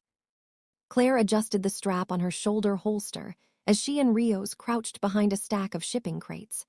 Their unmarked sedan was parked 3 blocks away. "You sure Emily's gonna show?" Rios whispered. Claire's eyes stayed fixed on the warehouse entrance. "She's more scared of Romano than she is of us. That means she'll show." Rios snorted. "Fear's a hell of a motivator. Problem is, it makes people unpredictable." A black SUV rolled up, headlights cutting through the rain. Emily emerged from the passenger side, clutching a manila folder to her chest like a shield. 2 men in dark coats flanked her, their movements sharp, professional. Claire's gut twisted. She didn't come alone. "No," Rios muttered. "She brought the wolves." The warehouse door groaned open. Out stepped a tall man in a tailored suit, umbrella tilted casually against the storm. His salt and pepper hair gleamed under the dock light. Even from 50 feet away, his presence was unmistakable. Romano. Claire's heart pounded. She'd seen his name buried in case files, whispered in sealed transcripts, but never in the flesh. He carried himself with the calm arrogance of a man untouchable by law. "Emily," Romano said, his voice smooth as silk but carrying across the dock. "You've kept me waiting." Emily's hands trembled as she extended the folder. "These are the rest of Hale's files. Everything he wanted to trade." Romano studied her with a faint smile. "You've been useful, my dear, but usefulness is fleeting." Rios shifted beside Claire. "This smells like an execution." "Not if we move first," Claire whispered back. Inside the warehouse, Romano's guards closed in. Emily's voice cracked. "Please, I did everything you asked." Romano leaned closer, murmuring, "And that is exactly why you can't be trusted anymore." Claire stepped out from cover, gun drawn. "That's enough." Her voice sliced through the storm. Heads whipped in her direction. Romano didn't flinch. Instead, he smiled, slow and deliberate. "Detective Claire Donovan, I was wondering when you'd make your entrance." "You're under arrest," Claire snapped. "Hands where I can see them." Romano chuckled softly. "Do you really think this ends with a pair of handcuffs? My dear, the game has been over for a long time. You just haven't caught up." 2 of his men reached for their weapons. In an instant, Rios was on his feet, gun raised. "Don't even think about it." Tension crackled through the rain-soaked air. Emily stood frozen in the middle, caught between predator and rescuer, eyes darting wildly. "Claire," she pleaded, voice shaking. "You don't know." A shot rang out. The sound exploded through the warehouse, echoing off the steel beams. Emily staggered, her eyes wide with shock. The folder slipped from her grasp, papers scattering like wounded birds. Claire's stomach dropped. "No." Romano stepped back into the shadows, calm as ever, as his men opened fire. Bullets ricocheted off crates and steel pillars. Claire grabbed Emily, dragging her behind cover while Rios fired back, his jaw clenched tight. "You okay?" Claire shouted over the gunfire. Emily's hands pressed against her side, blood seeping through her blouse. Her face was pale. He knew you were coming." Claire locked eyes with her. "Stay with me, Emily. Don't you dare quit now." Another bullet sparked against the crate inches from her head. Rios shouted, "We're boxed in here." Claire's mind raced. Romano had walked into this meeting knowing they'd be here. That meant someone had tipped him off, someone close. And whoever it was, they were still out there. Chapter 14, Blood and Shadows. Gunfire ripped through the cavernous warehouse, the staccato cracks echoing like thunder. Claire pressed Emily against a steel support beam, shielding her with her body while Rios fired back at Romano's men. "Cover me," Claire barked. Rios nodded, popping off 2 precise shots that forced the gunmen to duck. Claire grabbed Emily under the arm, half dragging her toward a line of stacked pallets. Emily groaned, her breath coming in shallow bursts. Blood slicked Claire's palm where she held her. "You're not dying here," Claire said through gritted teeth. "Not like this." Romano's laughter cut through the chaos, smooth, unhurried. He stood at the far exit, his umbrella discarded, rain pouring onto his tailored suit. "Run, detective. It makes the hunt more entertaining." "Son of a," Rios muttered, emptying a clip in Romano's direction. The mob boss slipped into the night like a phantom, his guards laying down suppressing fire. Claire shoved Emily toward cover. "Stay down!" Then she bolted, weaving between crates, hot leads sparking inches from her heels. "Claire," Rios shouted. But she didn't stop. She couldn't. Romano was slipping away. The docks were a blur of shadows and rain. Romano sprinted across slick planks with surprising speed, his polished shoes splashing through puddles. Claire was right behind, pistol raised, lungs burning. "Romano, freeze." He glanced back, his smile taunting even in the storm. Then he ducked into a narrow alley between two warehouses. Claire followed and nearly stumbled over a booby trap, a stack of crates rigged to topple. She dove aside as they crashed down, blocking the path behind her. Romano's voice echoed in the darkness. "Do you really think you're chasing me, detective? You've been dancing on my strings from the beginning." Claire ignored him, feet pounding against the wet ground. The alley spit her out onto the main street. A black sedan screeched around the corner, Romano sliding into the backseat. Claire raised her gun, lined up the shot. The car roared away into the storm. Her finger hovered on the trigger, but the risk was too high. Civilians, moving shadows, the chance of hitting the wrong target. She cursed under her breath, chest heaving. Romano was gone. Back inside the warehouse, Rios knelt beside Emily, pressing his jacket against her wound. Claire stormed back in, soaked and furious. "He slipped me," she growled. Rios didn't look up. "Forget him, she's crashing." Emily's face was pale, lips trembling. Claire crouched beside her, taking her blood-stained hand. "Stay with us, Emily. You wanted to talk, now's the time."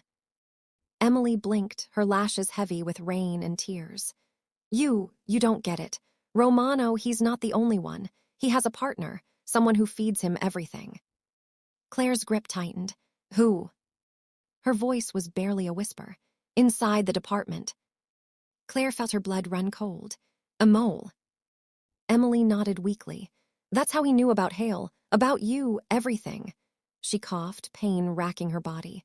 "Richard, he trusted the wrong person, that's why he died." Rios cursed under his breath. "Which means we're next if we don't root him out." Emily's eyes flicked between them, pleading. "You can't trust anyone, not even your own." Her head slumped back against the crate, her strength draining. "Emily," Claire shook her gently, "stay awake." But Emily's eyes fluttered shut. Claire pressed 2 fingers to her throat. There was still a pulse, faint but there. Relief surged through her, tempered by dread. "She's alive," Claire said. "Call it in, get an ambulance here now." Rios already had his phone out.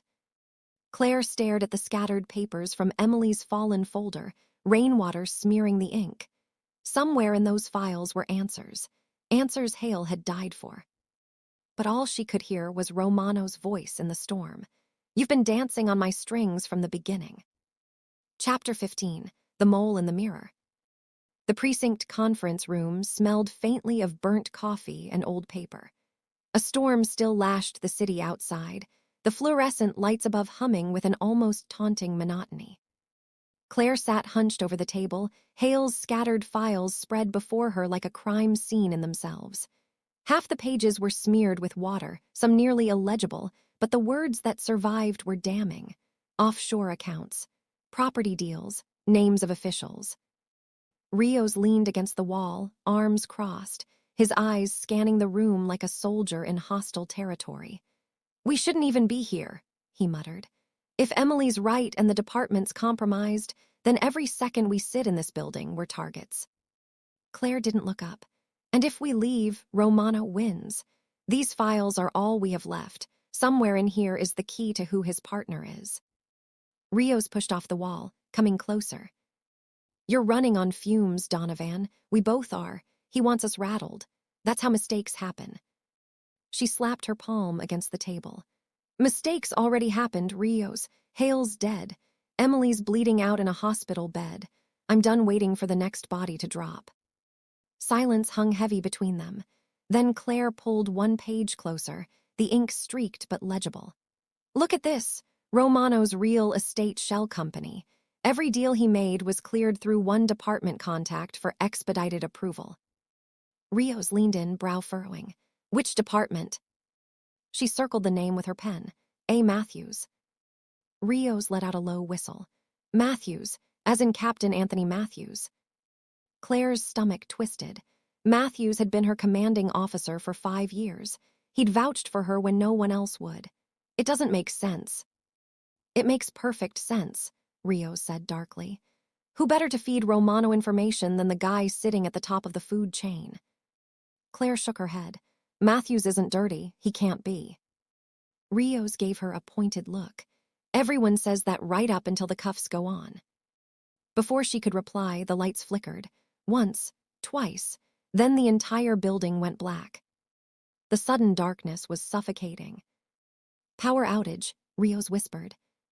Claire's hand went instinctively to her weapon. No, this is him. A low boom shook the windows. The glass rattled, dust sifting from the ceiling tiles. Sirens wailed faintly outside. Rios cursed. That came from the parking garage. Claire's heart pounded. Romano's striking back. She grabbed the files, shoving them into a satchel. We need to move now. They pushed through the emergency-lit hallway, the red glow casting everyone's face in shades of blood. Officers shouted in confusion, running toward the windows, toward the garage. Claire's phone buzzed in her pocket. Unknown number. Against her better judgment, she answered. Romano's voice slid through the line like a knife through silk. Detective Donovan, you should really read those files more carefully. You might not like what you find. Her grip on the phone tightened. You're going down, Romano. You can't hide behind your puppets forever. He chuckled softly. Who said I'm hiding? I'm watching right now, and I must admit you look better in red light, very cinematic. Claire's blood ran cold. She scanned the hallway windows, the rooftop across the street. Was he out there? A scope trained on her chest. Enjoy the fireworks, Romano said, and the line went dead. Another explosion shook the precinct, this one closer. The floor trembled under their feet. Rios grabbed her arm. Claire, we can't stay. He's trying to bury us in our own house. She shoved the satchel against his chest. Take the files, get them to a safe house. And you. I'm going to find Matthews. Rios stared at her, disbelief and worry colliding. If he's the mole, you're walking into a death sentence. Claire's jaw set like stone. If he's innocent, he deserves to know. And if he's guilty, then I'll be the one to put him down. For a long second, they locked eyes, rain pounding against the windows, sirens screaming outside. Then Rios nodded once hard. Don't get yourself killed, Donovan. She forced a thin smile. Not tonight. They split at the stairwell, Rios clutching the satchel, Claire heading deeper into the heart of a precinct that suddenly felt more like enemy ground than home. And somewhere in the shadows above, Romano watched, waiting. Chapter 16, The Hunted and the Hunter. Part I, Rios on the run. The satchel was heavy against Rios's shoulder, the papers inside shifting with every stride. He barreled down the stairwell, 3 steps at a time, heart hammering. The blast from the parking garage still echoed in his ears. When he shoved the door open, the smell of burning rubber and twisted steel hit him like a punch. Cars blazed in the dark, their flames licking at the ceiling. And then he saw them. 3 men in dark coats fanning out across the garage, their movements sharp, predatory. Not cops, Romano's soldiers. Move, Rios, he muttered to himself, ducking behind a burning sedan. He pulled his Glock, steadying his breath. One of the men barked into a radio. Target has the files, lock down the exits. Rios clenched his jaw. Guess I'm the target.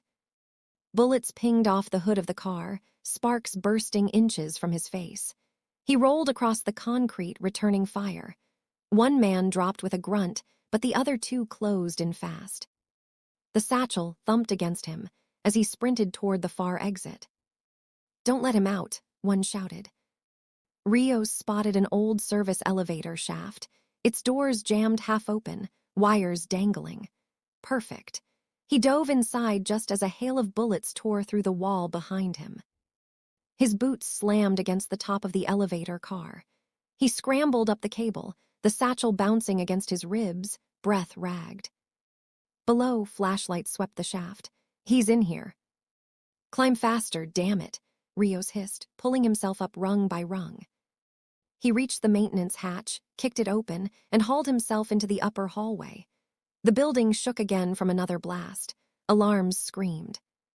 And through it all, one thought burned in his head. If I lose these files, Romano wins. He gritted his teeth and ran into the storm. Claire pushed through the chaos of the precinct, the satchel's absence like a phantom weight on her shoulder.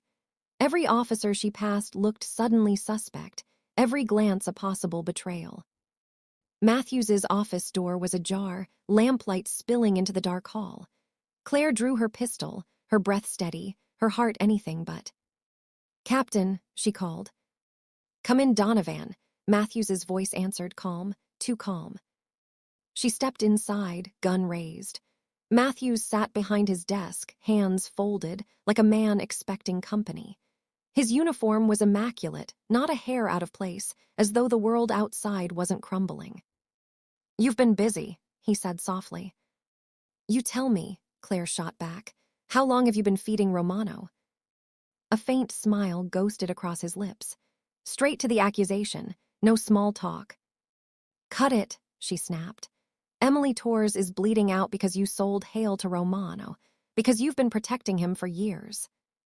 Matthews tilted his head, studying her.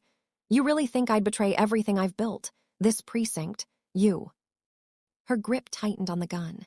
"You're in the files, Captain. Approvals, signatures, your name over and over again." "Forgery," he said simply. "Romano has people who can make any document say whatever he wants. You should know that by now." Claire hesitated. He sounded believable, too believable. She lowered her voice. "Then tell me why Romano knew we'd be at the warehouse." For the first time, Matthews's mask slipped, a flicker in his eyes. Claire caught it. "It was you." His smile returned, colder this time. "No, detective, it was you. You've been so busy chasing shadows that you led him straight to Hale, to Emily, and now to me." Her stomach clenched. "What did you do, Matthews?" He rose slowly from behind the desk, hands still visible. "You don't understand the kind of man you're dealing with. Romano isn't just a criminal, he's the system itself. You can't cut him out without bleeding the whole city dry."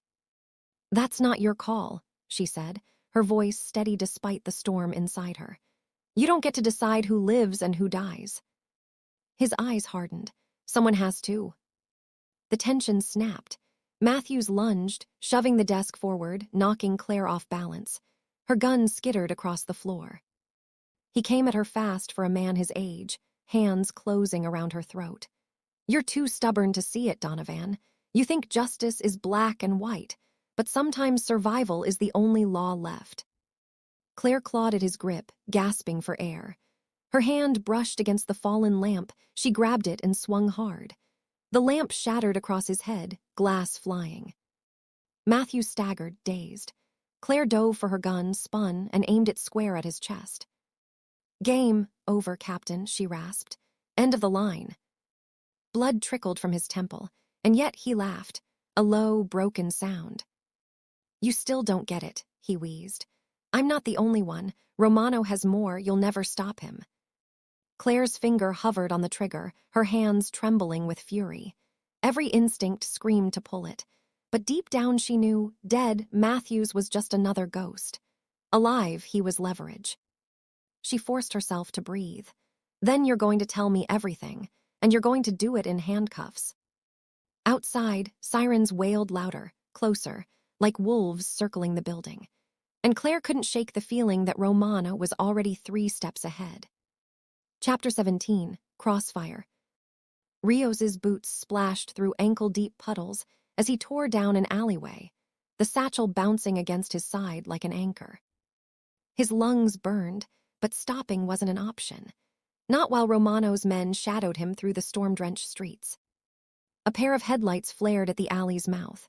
Rios skidded to a halt just as a black SUV screeched sideways, blocking his path. Doors flew open. 3 men in tactical black poured out, guns drawn. "Drop the bag," one barked.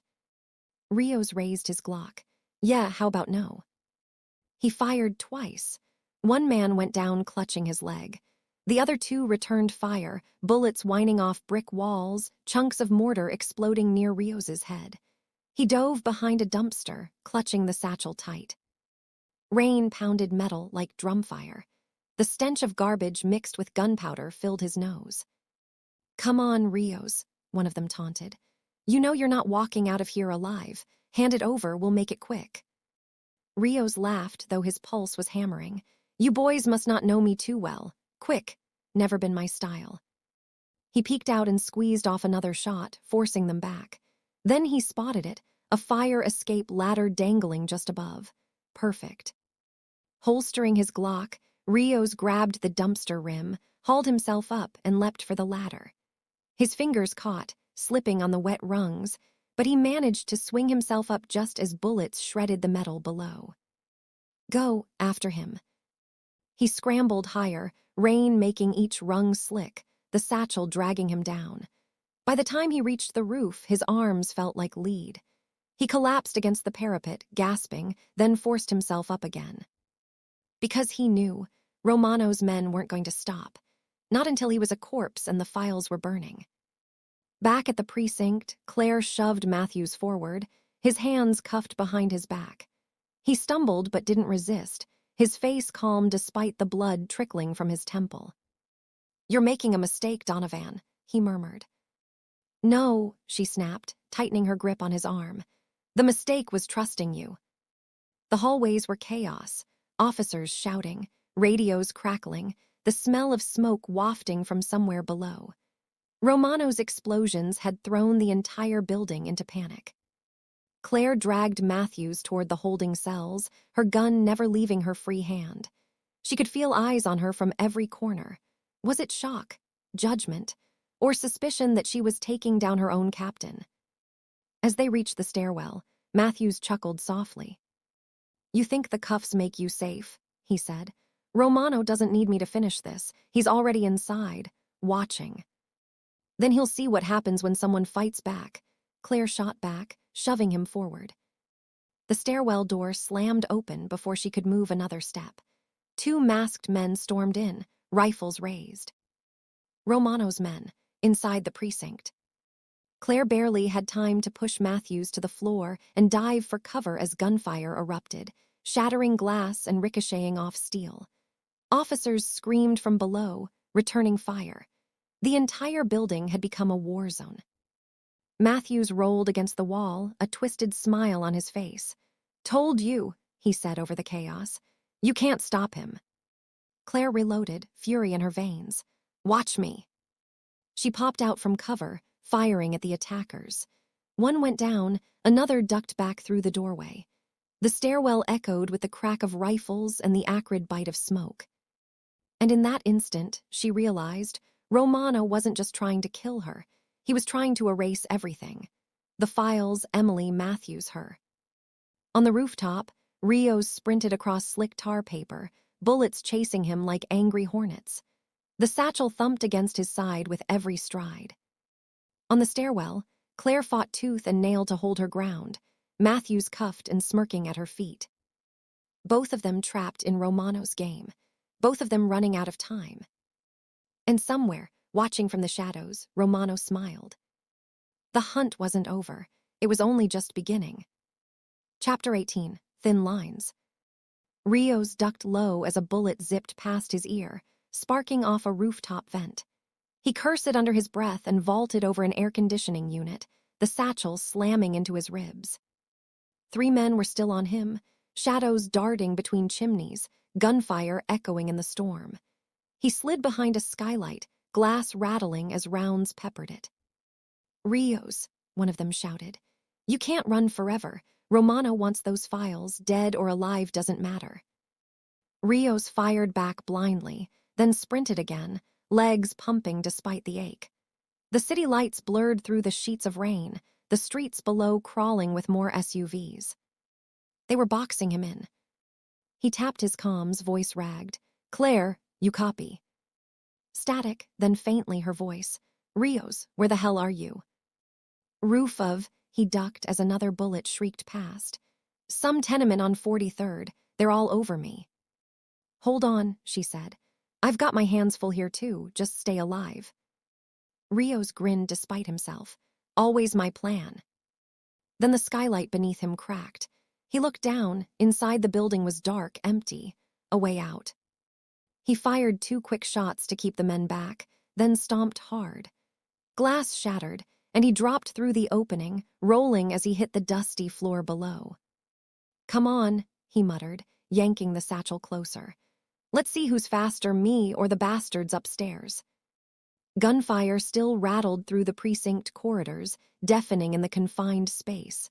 Claire pressed her back against the wall, panting, while Matthews sat cuffed on the floor beside her. His smirk hadn't faltered. "You're fighting a losing battle," he said, almost cheerfully. "Romano's men are trained, armed, and already inside. You think your little heroics matter." Claire jammed another magazine into her pistol. "Shut up." He leaned closer. "You know what he wants. Give him the files, give him Rios, walk away alive." She snapped her gaze at him, fury flashing. "You still don't get it, do you? This isn't about survival, it's about justice." Before he could reply, the stairwell door banged open again. More masked men surged in, rifles sweeping the hall. Claire dropped low and fired. One went down hard, blood spraying across the wall. Another hurled a flashbang. The blast tore through the corridor. White light, ringing ears, the world spinning. Claire staggered, vision swimming. Through the haze, she saw Matthews twisting, rolling onto his knees. The cuffs clinked as he tried to get his hands in front of him. She blinked hard, steadied herself, and kicked him flat again. "Not today, Captain." Rios shoved through a door, entering what looked like an abandoned print shop. Rusted machines loomed in the dark, ink stains long dried on the floor. He ducked behind a press just as his pursuers smashed through the skylight above. "Fan out," one shouted. Rios cursed. He had maybe a minute before they sniffed him out. His fingers brushed the satchel. The files were everything. The smoking gun against Romano, the proof Claire needed to put Matthews away. If he lost them, all of this was for nothing. Claire, meanwhile, dragged Matthews toward the cells, bullets sparking against the walls behind her. The air was thick with smoke, alarms wailing. She could barely hear herself think. She shoved Matthews into an empty cell and slammed the door shut, locking it. "Comfortable," she shouted over the chaos. Matthews straightened, adjusting his cuffs. "You won't live long enough to enjoy this little victory. Romano's already moving to finish you both." Claire leveled her gun at him through the bars. "Then let him come." On the street outside the precinct, Romano himself stepped from the back of a sleek black car, umbrella shielding him from the rain. His men flanked him, rifles at the ready. He looked up at the shattered windows, smoke billowing. "Bring me Donovan," he said calmly. "Alive if possible, and burn the rest." His voice carried no urgency, only certainty. Because for Romano, the hunt was already over. Or so he thought. Chapter 19, Collision Course. Rios burst from the print shop's side door, lungs burning. The satchel weighed heavier with every stride, but he clutched it like a lifeline. Sirens wailed distantly. The rain washed the blood from his temple, but not the ache in his skull. 2 black SUVs screeched into the alley, headlights blinding. Doors flew open, Romano's men spilling out. "Drop the bag, Rios," one barked, rifle leveled. "Not a chance," he muttered. He dove behind a dumpster as gunfire erupted, sparks and shrapnel raining down. He fired back, one clean shot catching a thug in the shoulder, sending him spinning. The others pressed forward, relentless. Rios's comm crackled. Rios, do you copy? Claire. He pressed a hand to his earpiece. Yeah, I've got half of Romano's army chewing at my ass. Where are you? Precinct's under siege. Matthews is locked down, but Romano's coming himself. Rios swore. Then we're both screwed. Not if we meet in the middle, she shot back. I'll hold until you get here. Bring the files. They're our only shot. Rios peeked over the dumpster, saw the street beyond momentarily clear. On my way. He sprinted again, gunfire chasing him like angry hornets. Inside the precinct, Claire reloaded, sweat stinging her eyes despite the chill. Matthews lounged in the cell, far too calm for a man staring down death. You look tired, detective, he drawled. Romano will be here any minute. All you've managed is to speed up the inevitable. Claire gripped the bars, her knuckles white. You sold this city out for a paycheck. Don't lecture me about inevitability. His smirk widened. You think people like us change the world. We just survive it. Before Claire could respond, the front doors exploded inward. Romano walked in with unnerving composure, flanked by two heavily armed guards. The storm raged outside, but inside he was the calm center of it. Detective Donovan, he said smoothly.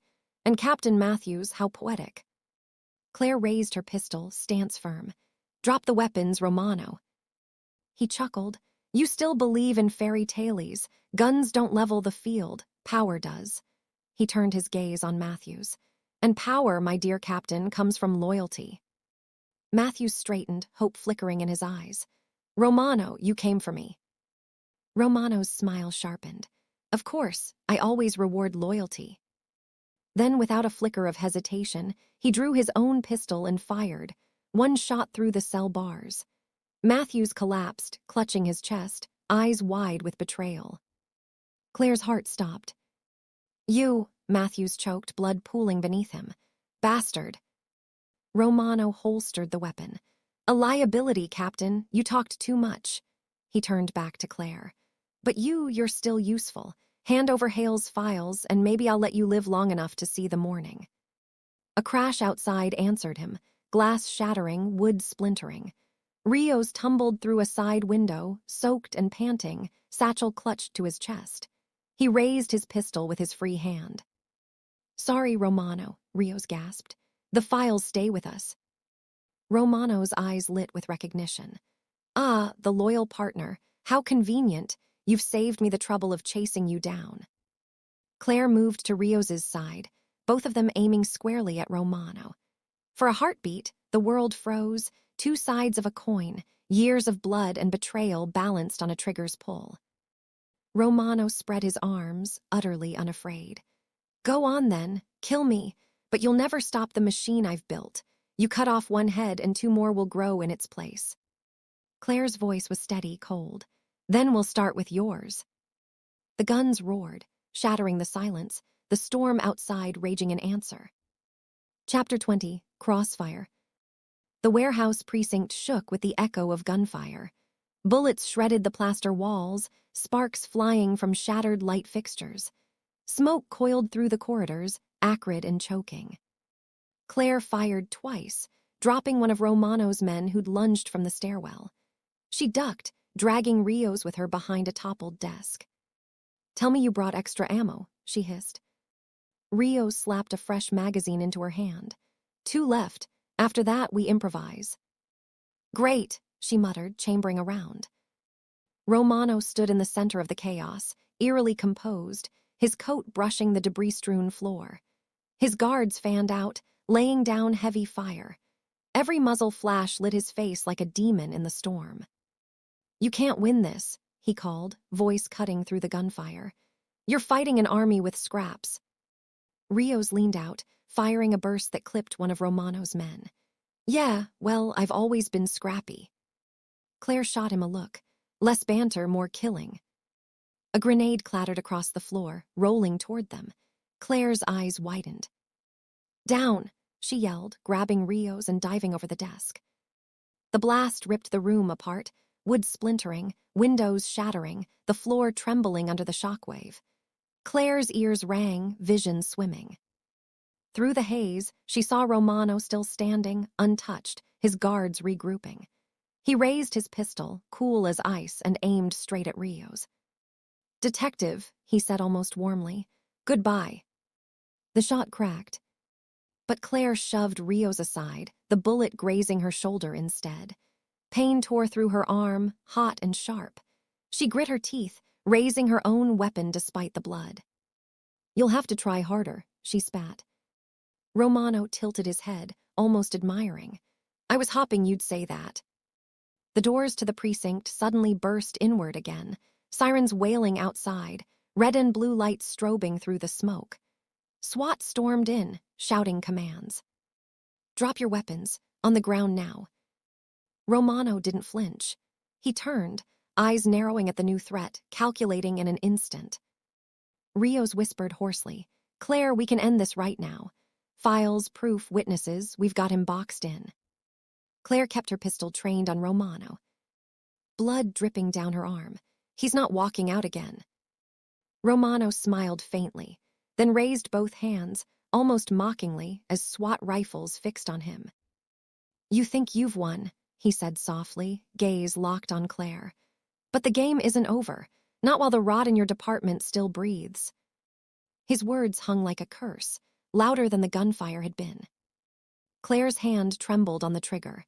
Every nerve screamed to pull it, to end him here and now, but SWAT's shouts cut through her fury. "Detective Donovan, stand down." Rios touched her good arm, low and steady. "Claire, don't. Let's do this the right way." Her jaw clenched. Romano's smile never faded. And outside, in the storm, another black SUV idled in the shadows, its engine running, its occupants waiting. Chapter 21, Shadows of Power. The SWAT commander barked through his megaphone. "Weapons down, hands where we can see them."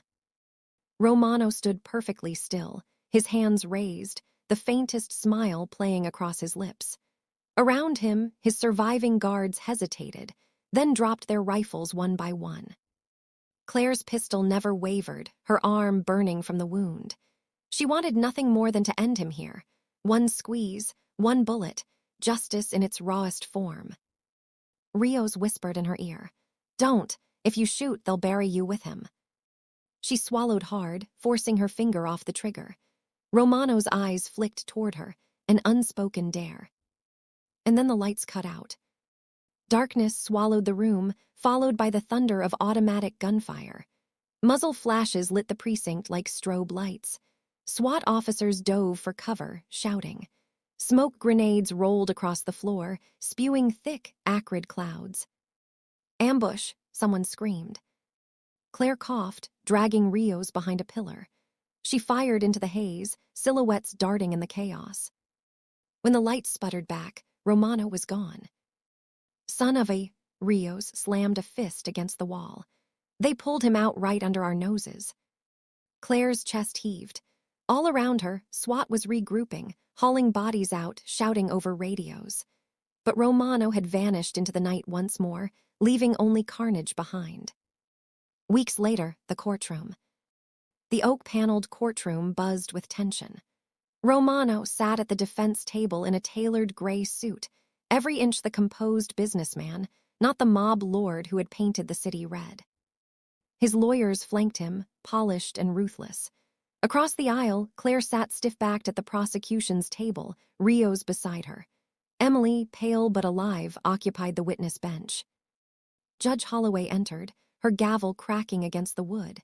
"This court is now in session." The prosecutor rose. "Your Honor, the people charge Vincenzo Romano with racketeering, conspiracy to commit murder, bribery, and obstruction of justice." Romano's lawyer, a shark in pinstripes, adjusted his tie. "My client is a respected philanthropist and entrepreneur. These so-called files were obtained illegally and cannot be admitted into evidence." Claire's fists clenched. The files Rios had nearly died protecting, dismissed with a single legal maneuver. The prosecutor bristled. "We have eyewitness testimony, we have financial records, we have..." Fabrications, the lawyer interrupted smoothly. Bought witnesses, misinterpreted transactions, smear tactics from a desperate police department. The judge raised a hand. Order, I'll hear the motion regarding admissibility. Romano leaned back, catching Claire's gaze across the courtroom. His smile was small, almost imperceptible, but it said everything. You can't touch me here. Claire whispered to Rios. He's still pulling strings. The judge, the jury, hell, maybe even the prosecutor. Rios's jaw tightened. Then we burn him in the court of public opinion. If the law won't cage him, the people will. Emily's hand trembled on the witness stand. She cleared her throat. I swear on oath, everything in those files is true. I saw Romano's men kill Richard Hale. I was there when Captain Matthews sold us out. Romano's lawyer shot to his feet. Objection, hearsay, prejudicial, irrelevant. The judge hesitated. Too long, too measured. Claire's stomach sank. This wasn't just a trial, it was another battlefield. And Romano was winning, even in chains. Outside the courthouse, reporters swarmed, cameras flashing. Protesters shouted for justice, their signs drenched in the drizzle. On a rooftop across the street, a black silhouette watched silently before vanishing into the mist. Romano's reach was everywhere. And Claire knew the real war had only just begun. Chapter 22, Trial by Fire. The courtroom air was suffocating, heavy with whispers and tension. Claire sat rigid at the prosecution's table, pen digging into her notebook. Rios leaned beside her, scanning the jury, reading every twitch and frown. Across the room, Romano looked like he owned the place. Perfect suit, calm smile, fingers steepled. A man on trial for murder, corruption, and betrayal, and he looked as though he was the judge instead of the accused. The prosecutor adjusted his papers. Your Honor, I call Emily Carter to the stand. Gasps rippled. Emily rose, fragile but defiant, clutching her notes. She insisted on testifying, even against Claire's objections. The bailiff swore her in. She sat, clearing her throat. I was Richard Hale's assistant. I worked with him on financial investigations involving Vincenzo Romano, and I. Her voice cracked, but she pressed on. I witnessed payments routed through shell companies, kickbacks to police officials. I saw Captain Matthews hand over files in exchange for cash, and when Hale refused to back down, Romano's men killed him. A murmur rolled through the courtroom like a wave. Reporters scribbled furiously. Romano's lawyer stood smoothly. Ms. Carter, a compelling story. But tell me, were you not under psychiatric treatment during this time? For anxiety, insomnia, paranoia? Emily stiffened. Yes, but that doesn't change what I saw. Or what you thought you saw, the lawyer said silkily. Ladies and gentlemen of the jury, a frightened woman, sedated and unstable, is hardly the foundation of a murder conviction. Objection, the prosecutor barked, argumentative and prejudicial. Sustained, Judge Holloway said, but her tone was flat, detached. Claire's chest tightened. She leaned toward Rios. She's folding. The judge is leaning his way. Rios's eyes flicked to the gallery. Not just the judge. Look at the jury foreman. He hasn't written a word since she took the stand. Claire followed his gaze and her gut dropped. Something was wrong. Outside the courthouse. Rain drizzled on the angry crowd, their chants echoing against the marble steps. Protesters waved signs. Justice for Hale, no deals for Romano.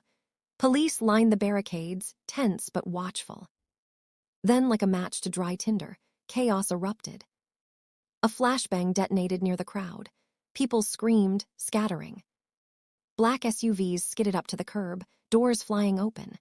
Masked men poured out, rifles raised. The protesters weren't the targets. The courthouse was. Gunfire rattled the air, windows shattering above. Reporters dove for cover, cameras tumbling. Officers shouted, returning fire. And in the confusion, two figures slipped toward the courthouse's rear entrance.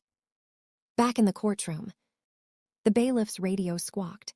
Shots fired, multiple hostiles outside. Pandemonium erupted. The judge slammed her gavel. Order, order. But the crowd inside panicked as the gunfire outside grew louder. Romano remained still, a faint smile curling his lips, as though he'd orchestrated every detail. Rio stood, gun hand twitching near his holster. "Claire, we've got to move him. If this is a breakout." Claire's eyes snapped to Romano. His gaze locked on hers, cool and triumphant. "This isn't a trial," she muttered. "It's a diversion." Suddenly, a deafening blast shook the courtroom, rear doors blown inward, smoke flooding in. Masked gunmen stormed through, weapons sweeping. "Get down," Rios shouted, dragging Emily behind the bench. Claire raised her pistol, firing back. The air filled with screams, smoke, and thunderous gunfire.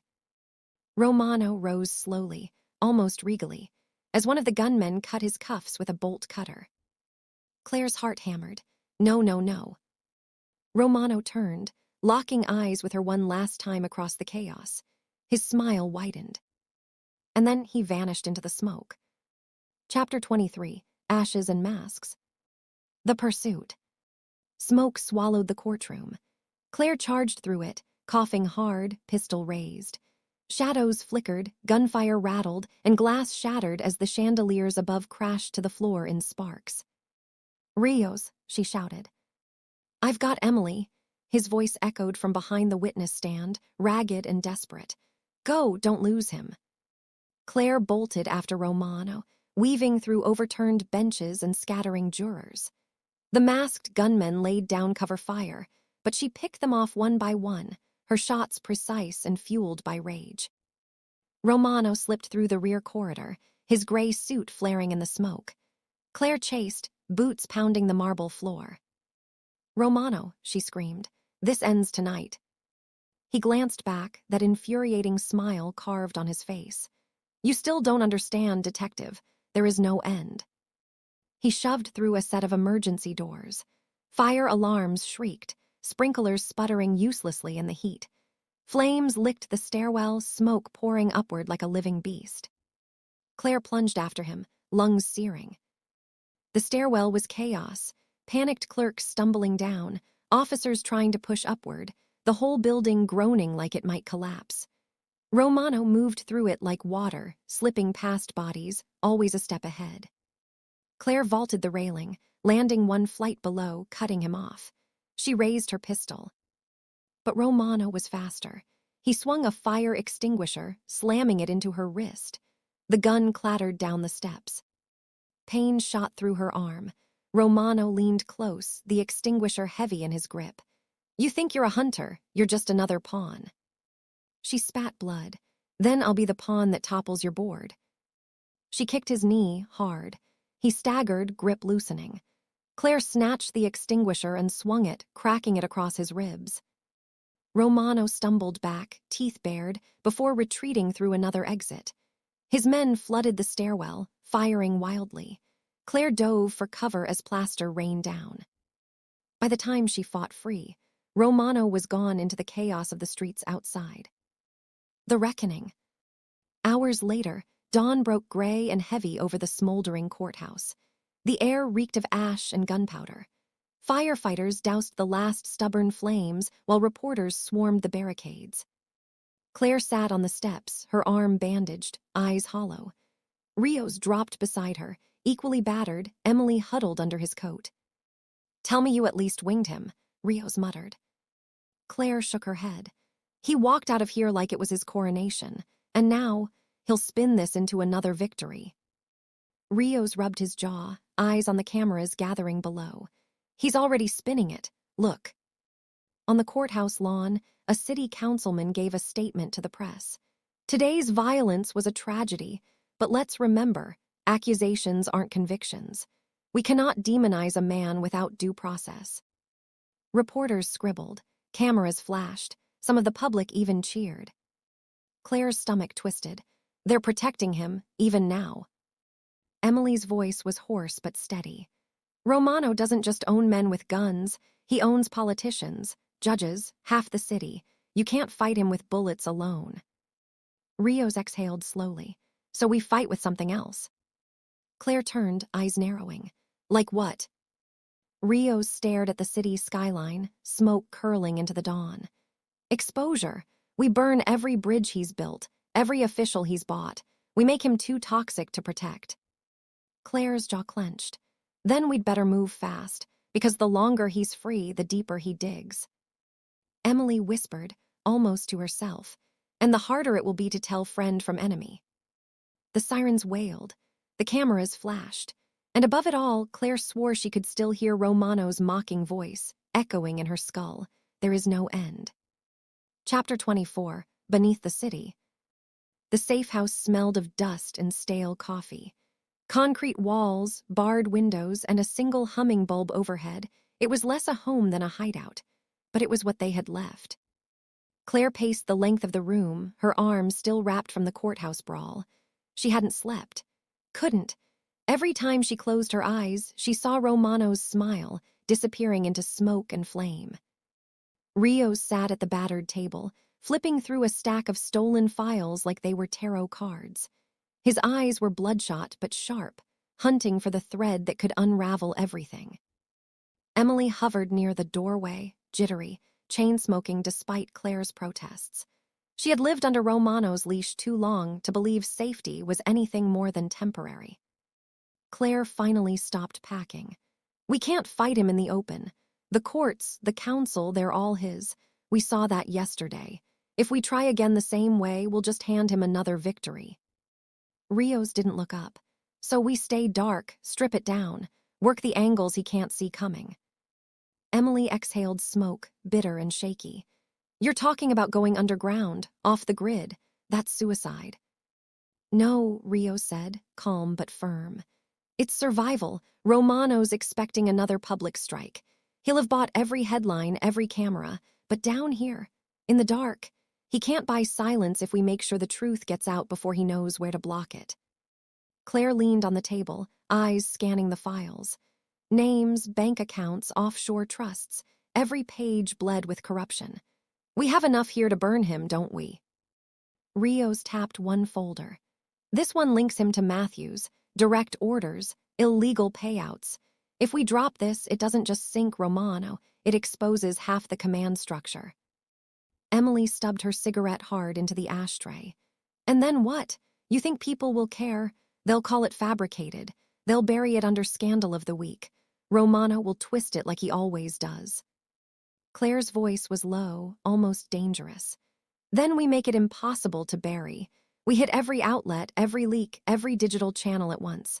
A storm he can't plug. Rios smirked faintly, a flicker of the old soldier in him. A shotgun blast instead of a sniper shot. Exactly, Claire said. If we scatter it wide enough, even if he kills half the story, the rest will live. Emily's hands trembled, but her eyes held a spark of something fragile. Hope. That's dangerous. That's exactly how you beat him. The bulb overhead flickered. The silence stretched, heavy with the enormity of what they were planning. Finally, Rios closed the folder and looked up at Claire. Once we start this, there's no coming back. Romano will know it's us. He'll come harder than ever. Claire met his gaze, steady. Then let him come. I'm done running. They spent the night combing through every file, every name, building a map of Romano's empire piece by piece, offshore banks, shell companies, judges on retainer, councilmen paid in cash and silence. It wasn't just about bringing Romano down anymore. It was about showing the city its reflection in the shattered glass. And as dawn bled gray across the horizon, Claire finally allowed herself to breathe. For the first time in months, they weren't reacting. They weren't chasing shadows. This time, they would set the fire. Chapter 25, The Strike. The city was waking when they pulled the trigger. Claire, Rios, and Emily sat around the safe house table. Laptops glowing, coffee untouched. Their files, Romano's empire carved onto paper and screen, were already primed for release. On my mark, Rios said, fingers poised over the keys. His eyes were steady now, soldier steady. Claire nodded. 3, 2, 1. With a single keystroke, the storm was unleashed. Encrypted packets burst through firewalls, scattering across servers. Files hit anonymous drop sites, investigative journalists' inboxes, activist networks, even social media. Every dirty contract, every secret bank account, every whispered order. All of it laid bare. Emily whispered like she was praying, "Please stick, please stick." Then almost instantly, the world began to roar. Notifications flared on screens. Journalists scrambled online. Hashtags exploded. News feeds drowned in scandal. The rot of Romano's empire was spilling out, unstoppable, viral. And in the heart of downtown, Romano sat in his penthouse, eyes narrowing as the alerts reached him. He slammed his glass against the table, shattering crystal. "Find them," he growled. "Now." Within minutes, black SUVs hit the streets, engines snarling like wolves on the hunt. Back in the safe house, Claire felt it before she heard it, the rumble of engines closing in. "They're coming," she said. Rios grabbed the files still on the table, shoving them into a duffel. "We expected this." Emily froze. "They'll kill us." "Not if we move first," Claire said, racking her pistol. "They're desperate. That makes them sloppy." The first bullet shattered the front window, spraying glass. "Move," Rios shouted. They dove through the back, into the alley as SUVs screeched to a halt. Men spilled out, guns blazing. Claire fired back, the alley alive with muzzle flashes. Rios laid down covering fire, every shot measured precise. Emily scrambled behind them, clutching the duffel like it was her last lifeline. The chase tore through the city's underbelly, subway tunnels, abandoned warehouses, across rain-slick streets where neon reflected in puddles like blood. Romano's men hunted them, relentless. But every second bought time. Every second meant more people reading the truth. By dawn, the city belonged to the storm. Chapter 26, Fallout. By mid-morning, chaos had cracked the city wide open. News vans swarmed the courthouse steps. Protesters filled the square, waving signs with names pulled straight from the files. Judges, politicians, police captains, faces once untouchable were plastered across screens, branded as complicit. Inside, Romano sat at the defense table, flanked by lawyers in $1,000 suits. Cameras clicked like machine guns. Claire stood in the gallery, her arm still bandaged, Rios beside her. They weren't on trial, but they were there to witness. The prosecutor read the charges in a steady voice. Racketeering, money laundering, conspiracy, obstruction, murder for hire. Each word was a stone in Romano's coffin. And yet he smiled. When the cameras turned on him, he leaned forward, eyes glittering. "Lies," he said, voice carrying. "Fabrications from disgraced officers and known criminals. This is a witch hunt." The courtroom buzzed. Reporters scribbled furiously. Claire's hands curled into fists. She whispered to Rios, "He's already spinning it." Rios nodded grimly. "Yeah, but this time the city's watching." For the first time, Romano's power couldn't silence the truth. Too many eyes had seen. Too many voices had risen. And as the judge struck the gavel, ordering order to the chaos, Claire felt the ground shift. Romano wasn't invincible anymore. Epilogue, Ashes and Dawn. Weeks later, the city was still smoldering from the revelations. Half the council had resigned. Matthews was in prison. Romano faced a trial that might drag on for years, but his empire was shattered. Claire sat on the pier at sunrise, the water stretching gold and endless before her. She lit a cigarette, though she hated the taste, and let the smoke drift with the morning breeze. Footsteps approached. Rios dropped onto the bench beside her, coffee in hand. "You should quit those," he said.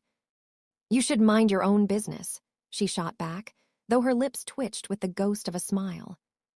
They sat in silence for a while, watching the waves. "Emily," Claire asked finally. "Witness protection," Rios said. "Somewhere far from here, she's got a shot at a normal life." Claire exhaled slowly. "Good." Rios studied her. "And you, what now?" She stared at the horizon, the city skyline behind them still scarred but standing.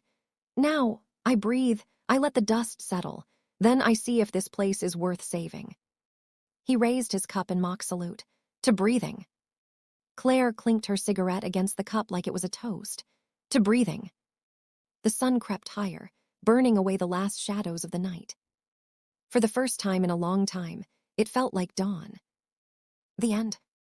And that, my friends, is the end of our journey, but the story doesn't stop here. If you enjoyed this wild ride through corruption, chaos, and one very stubborn detective, then smash that like button harder than Claire smashed through Romano's schemes. Speech Balloon, drop a comment below and let me know where you're watching from. Are you tuning in from a cozy couch in New York, a late-night study session in London, or maybe hiding out in a safe house somewhere under the city like Claire and Rio's?